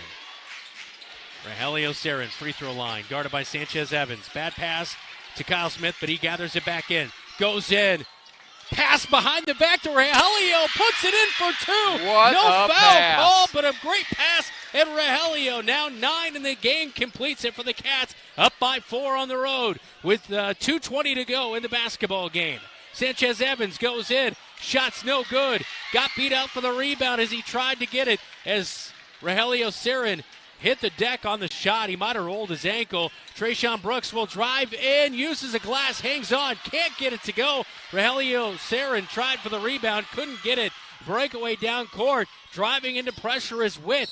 They put up a shot. Wow, Whitner gets it to go. Count the bucket. Here's that last pass. And that's where he hurt his ankle. Okay, that's where Rogelio landed on the ankle. What a play. Whitner got the 2-point bucket, the and one. Rogelio Sarin limping out. A couple of ankle injuries here tonight as Aiden Mosley injured his ankle for the Riverhawks. He's out tonight. Now Rogelio Sarin checking out. To complete the 3-point play for the sophomore Whitner, it's up and good. Oh, my goodness. 1-point game with 2 minutes to go. Bobcats with a slim lead. Who's ever getting their first win is going to have to earn it here tonight. It's a tough battle, always between these two teams. Corey Smith almost throws it away. Gets it to Ginetto. Baseline drive down to the right block. Hesitates. Short off the glass. Gets his own miss. Back out. Extra pass to Trayshawn Brooks. Bobcats will not take the shot as shot clock reset. They'll slow things down. Wise play right there by the senior. And a timeout for the Bobcats. We'll take a timeout with them. It's a 1-point game with 1:24 to go in Mason City on KFJB-TV.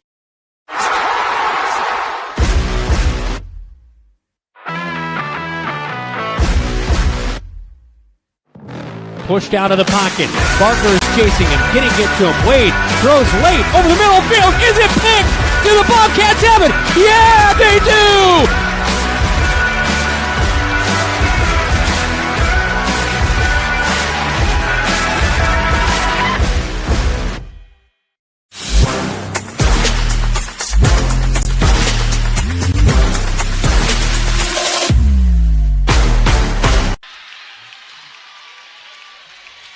Back at Mason City High School, Brandon Lewis still in dose alongside me tonight up on the Marshalltown High-B scoreboard. We take a look at number 15, Aiden Mosley, the senior. His left ankle, he rolled it. He's out. He really had a really good night, though. Yeah. Has 10 points for him, but he's on the bench right now. He rolled his ankle in the third quarter. And a huge hustle play. He really has been impressive here tonight.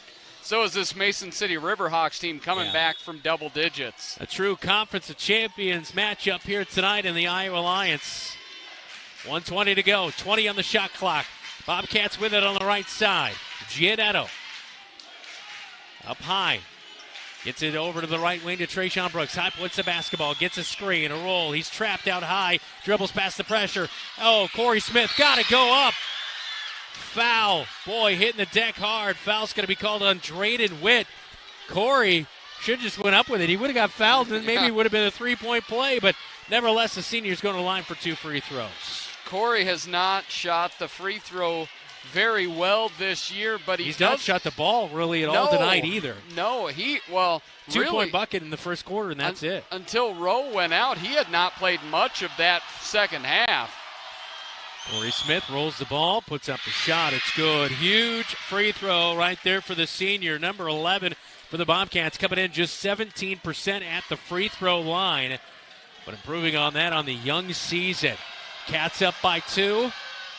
And they're up by 3. 2 huge. I told you, Dylan, free throws are going to matter down the line tonight. 1 minute to go in Mason City. So far, so good. Bobcats have been great in the fourth quarter from the line, 5 of 5. Hobart barking out the signals. Hands out to Witt.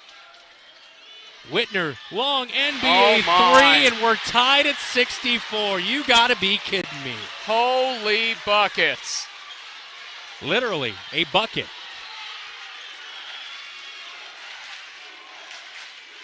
"30 seconds to go in Mason City. We're tied at 64. There is about a 4 seconds difference between the shot clock and the game clock. Actually, about 6 seconds. Trayshawn with 7. Drives in. Fouled on his way up. Foul's going to come in on Marcel Whitner. 2 free throws to come for the senior with 13.7 seconds to go in the game. Bobcats have been very patient with their offense until they get that matchup that they want. On that switches again, Sanchez Evans gets caught guarding Trey one-on-one, and Trey just was salivating and went straight to the rack. The senior to give the Bobcats the lead, and he will. How about it, Trayshawn? 4 of 4 at the line here in the fourth quarter. And the Bobcats will fall back defensively. I think we found the red-nosed reindeer out here. Rudolph is named Trayshawn Brooks. These are some fun reindeer games. They sure are. They really are.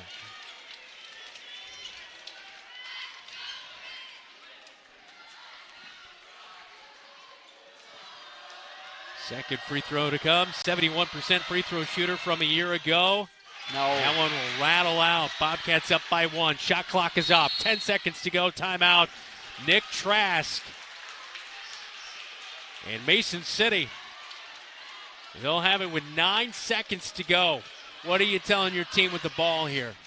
This is what I'm doing. I am getting it to number 45, Ty Sanchez Evans. Their best play, in my opinion, has been him getting the ball on the perimeter and being able to make a play by himself on the perimeter and being able to make a play by himself off the dribble. Now, if I'm the Bobcats, they go that way. You have to flash a second defender. And I think you can bring anybody who isn't guarding number 3, Marcel Whitner. With Aiden Mosley out of the game, you don't have to worry about him. The other pieces of the Riverhawk offense has not really hurt us. So that's where I think the Riverhawks are going, and I think the way you have to counter that is bringing that second defender, forcing him to pick up the ball. Cannot foul here. No. Both teams with 5, so that means 2 automatic free throws. Unless it wouldn't be a bad play to foul right away. Do you think? Foul right not. away? You've got a point. You're Okay. up a point. I think you play defense. Okay. I think you make them beat you. Okay. I like it. I was just quizzing you. Here we go. 9.6 seconds to go. Mason City passes in to Whitner. Whitner drives down the right side. Pull up. Off the right side. Rogelio Sarin will dribble it out. Giannetto with 0.9 seconds on the clock. He is fouled. 2 free throws. And the Bobcats will get their first win of the season on the road tonight. How about it? Rogelio rolled the ankle, got the huge rebound, and he's back in. Roll the ankle, roll the dice. It comes up. Double sixes nice. for Comes up nice. Comes up nice. I like that. All right. I was going with a different reference, but you're right. I didn't know where you were rhyming going. was the way to go. Okay, yeah, I was going rhyme time. Foul was Giannetto. 2 of 2 at the stripe tonight. Make both, and you feel real good about things. Makes the first Big one. Free throw. I told you, free throws, man. Big tonight. Nick Trask will take a timeout. We'll take a timeout with them. Up on the Marshalltown Hy-Vee scoreboard, Cats up by 2. One more free throw to come for Giannetta when we come back.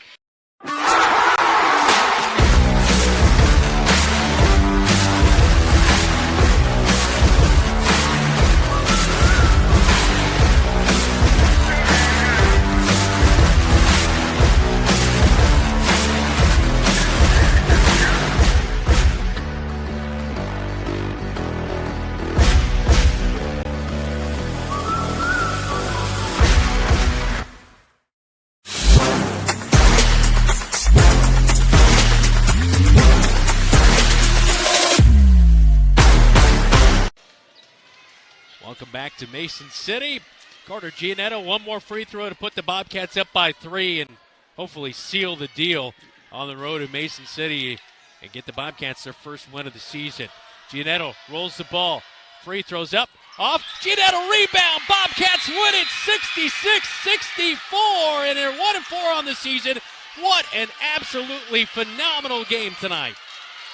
Absolutely great game. Rogelio Sarin has a couple things to say to the Mason City student section, but what I have to say is Trey Brooks came and brought it, got his team involved in the first half, shut the door in the second half, along with 6 threes from the sophomore Kyle Smith. Big one in the win column for your Bobcats. They're doing cartwheels. And the Bobcats celebrating this one here tonight on the road, as that one's got to feel good for those guys. It sure does. This was also the team that they thought they would be. This is the team, Trey at the point, finally we got to see what this team they thought would look like in the summer. And it's going to be a fun team. And it got chippy. Marshalltown crowd traveled really well the 2 hours up here. Student the sections girls team against said each other. They were going to leave early tonight, and they stuck around for the whole game. It was such an awesome one here tonight. Yeah, it really became a fun one here tonight in Mason City. Bobcats win it by 2, 66-64. Now 1-4 on the season. Riverhawks drop to 0-4. This is the Friday Showcase. We head to the locker room report coming up next. Honest Heating and Cooling wants you to save your hard-earned money for the holidays, not a service call. So change the batteries in your thermostat and hit that furnace filter while you're at it. Then a quick check of your furnace vent pipe to be sure it's free of debris. Do you have a carbon monoxide detector? You should, on every floor. So until the new year, Honest Heating and Cooling is offering a 10% discount on installations, low-level carbon monoxide safety equipment, and even service calls just in case. Happy holidays from Honest Heating and Cooling. With over 10,000 cars at our disposal, Jensen Ford... Hold on, that's not really how we do things at Jensen Ford. How about, it's never been a better time to buy a brand new... Yeah, we don't really do that either. When you're ready to buy a car, we'll be ready to help. Try this. We'll get you in and out faster than a speeding... We don't do that either. Jensen Ford will take as much time as you need to find the right vehicle. We're not just moving cars, but we're building relationships. Oh, maybe more of a... This is where your family buys their vehicles. There you go. More like that. This is Brady from Legends American Grill. The holiday season is upon us, and it's time to book your company or family get-togethers today. Legends has 2 private party rooms available to help ease with the stress and make your party a success. We even offer party package deals and banquet options to help with your planning process. Call Legends at 641-752-1237 and book your party today. Legends American Grill is Marshalltown Steakhouse. Some drivers trade cars every year or every other year. Some drive their cars till they drop. Whatever kind of driver you are, Lennox Employees Credit Union is here to get you into the car for your style of driving. You're invited to go to our website, lennoxecu.com, for membership eligibility and loan rates, or call the office to talk to a loan officer. The loan process is quick and easy. Low auto loan rates from Lennox Employees Credit Union, 1004 East Main Street in Marshalltown. Member NCUA. The KFJB-TV Locker Room Report, presented by Wells Fargo Advisors in Marshalltown. Welcome into the Wells Fargo Locker Room Report tonight. Wells Fargo Advisors in Marshalltown, 14 East South Ridge Road. Bobcats get their first win of the season, 66-64, and a nail-biter. Bobcats were up by 10, let the lead slip away, but you can't discredit the Riverhawks. They hit some really big buckets down the line. Yeah, and when you look at Marcel Whitner, no points at halftime, ended up with 18. Then Ty Sanchez-Evans had 18 as well. Just two really great skilled players. But Aiden Mosley really set the tone, and he went out with a sprained ankle late. But big aggressive plays, big hustle plays. He ended up with 10. This Riverhawks team, I thought, it showed a lot of fight and a lot of hustle, a lot of fight. They were this close to getting their first win of the year, but the Bobcats were able to shut the door. Yeah, that is for sure a great game. And then on the offensive side for the Bobcats, 18 for a couple of guys. Kyle Smith made 6 threes here tonight. Overall, Bobcats hit 11 threes in the game. Yeah, and it's everything came in. Kyle came out shooting, hit a big one. Jacob Thiessen had a couple. Rowe had one. But it all comes down, and I know we hit this point a lot, but the more you're able to attack defenses, get into the lane, it not only gets you to the free throw line, it also lines up wide open threes, and the Bobcats were able to knock down almost a dozen of them. I really wonder what this game would have been like if Aiden Mosley didn't roll his ankle and was out of this game. Yeah, that's a coulda, woulda, shoulda for the Riverhawks because I really liked what he did. He went Superman on one play, went full dive for a ball, not only retained the ball but was able to kick it back into the front court and then hit a three. They were able to hit a three. He just impressed me to no end, and it was a bad deal that he was not able to finish this game. 66-64, our final score. This is the Locker Room Report. You're watching KFJB-TV. You look forward to retirement as your time to relax. But now that it's here, turns out relaxation is overrated and you'd rather get back to work with an idea of your own. Wells Fargo Advisors can help. For more than 125 years, we've created wealth management and investment strategies aimed at achieving our clients' personal financial goals. When retirement plans change course, turn to Wells Fargo Advisors. Together, we'll go far. Wells Fargo Advisors is located at 14 East South Ridge Road in Marshalltown. Call them at 641-752-5401. They're a member SIPC. Ready to take the next step in your education? Look no further. Marshalltown Community College is your ticket to endless opportunities. Our dedicated faculty and diverse programs are your pathway to success. Whether you're pursuing a career in healthcare, industry, or earning your AA degree, MCC offers the flexibility you need. We provide convenient online classes and locations in Marshalltown and Grinnell. Picture yourself thriving at MCC. Your journey begins now. Discover more at MarshalltownCommunityCollege.com.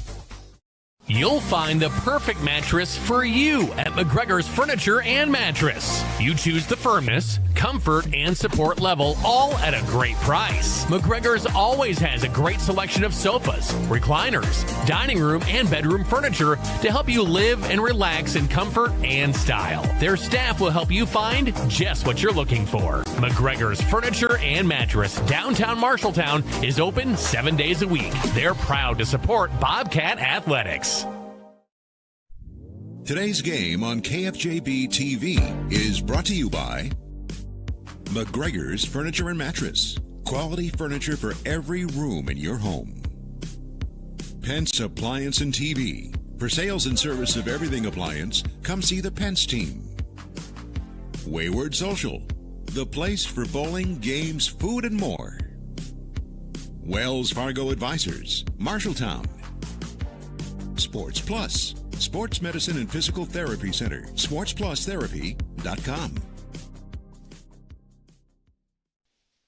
Back at Mason City High School, Bobcats victorious tonight, 66-64 up on the Marshalltown Hy-Vee scoreboard. Let's get a scoreboard update, all brought to you by Central State Bank. Discover what they can do for you. Locations in Ames State Center and in West Des Moines.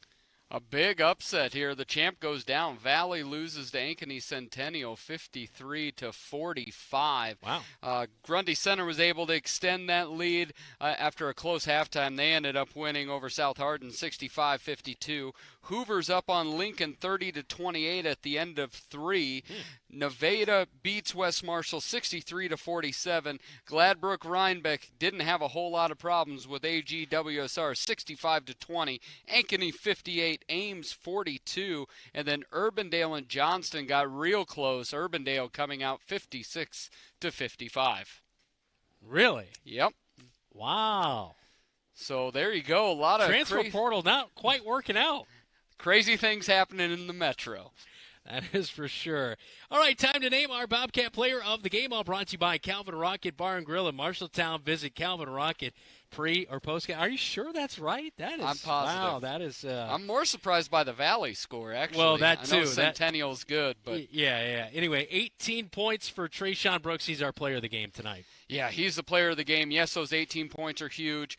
Defensively, rebounding-wise, had a few big blocks. But for me, what Trey did, yes, those 18 points, but you see Carter had 9. You see Kyle goes off with a ton of open shots. Rogelio has a big game.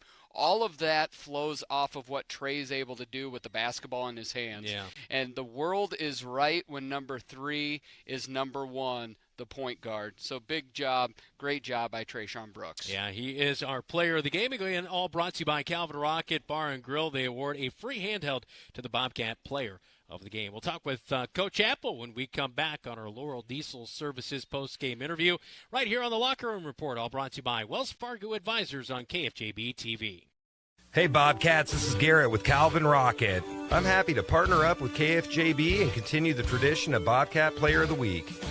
Follow us on social media for all your Calvin favorites, news specials, and exciting news that's coming down the road. Stop on in and give us a try. We're open Monday through Thursday, 11 to 9 p.m., Friday and Saturday, 11 to 10 p.m., and starting September 10th, we'll be open on Sundays for the start of the NFL season. We'll see you at Calvin Rocket, and go Bobcats. You planned and saved for your child to go to college, but medical school after graduation was a surprise. A happy, expensive surprise. Wells Fargo Advisors can help. For more than 125 years, we've created wealth management and investment strategies aimed at achieving our clients' personal financial goals. When opportunities surprise you, turn to Wells Fargo Advisors. Together, we'll go far. Wells Fargo Advisors is located at 14 East South Ridge Road in Marshalltown. Call them at 641-752-5401. They're a member SIPC.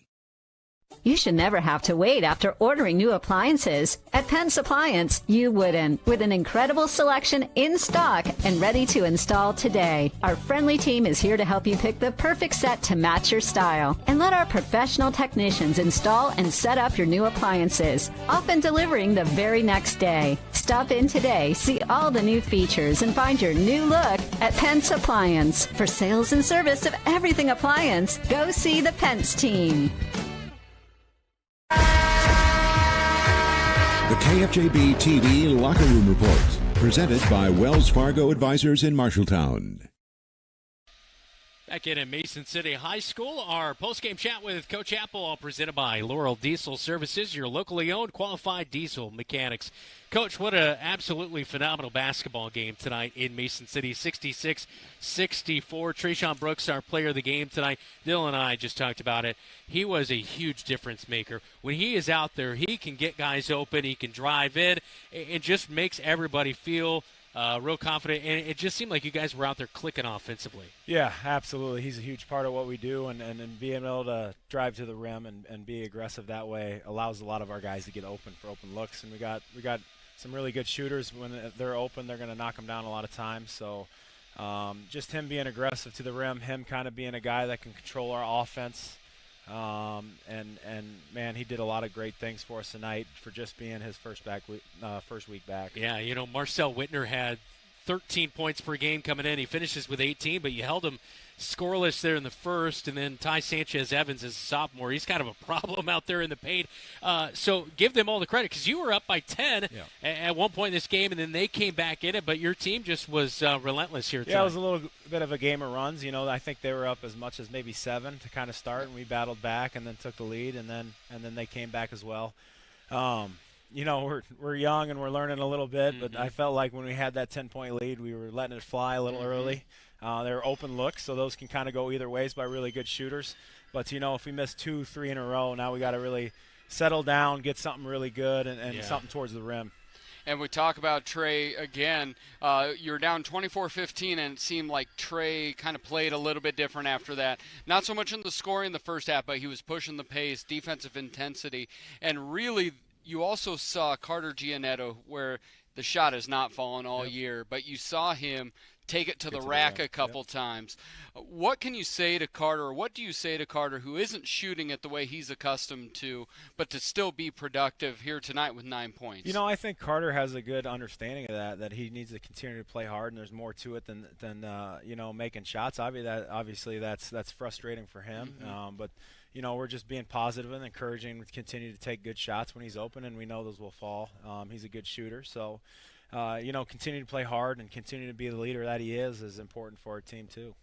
And traditionally, you've often not played a real deep bench. Tonight we saw a lot of reserves, you know, a couple that we didn't see, but we did get to see everywhere to Tate Ring, to Gatlil Jor, but also you look at Jacob Thiessen, who's been fantastic, and you look at the role player of like Rogelio Sarin, who had a big night again. Yeah.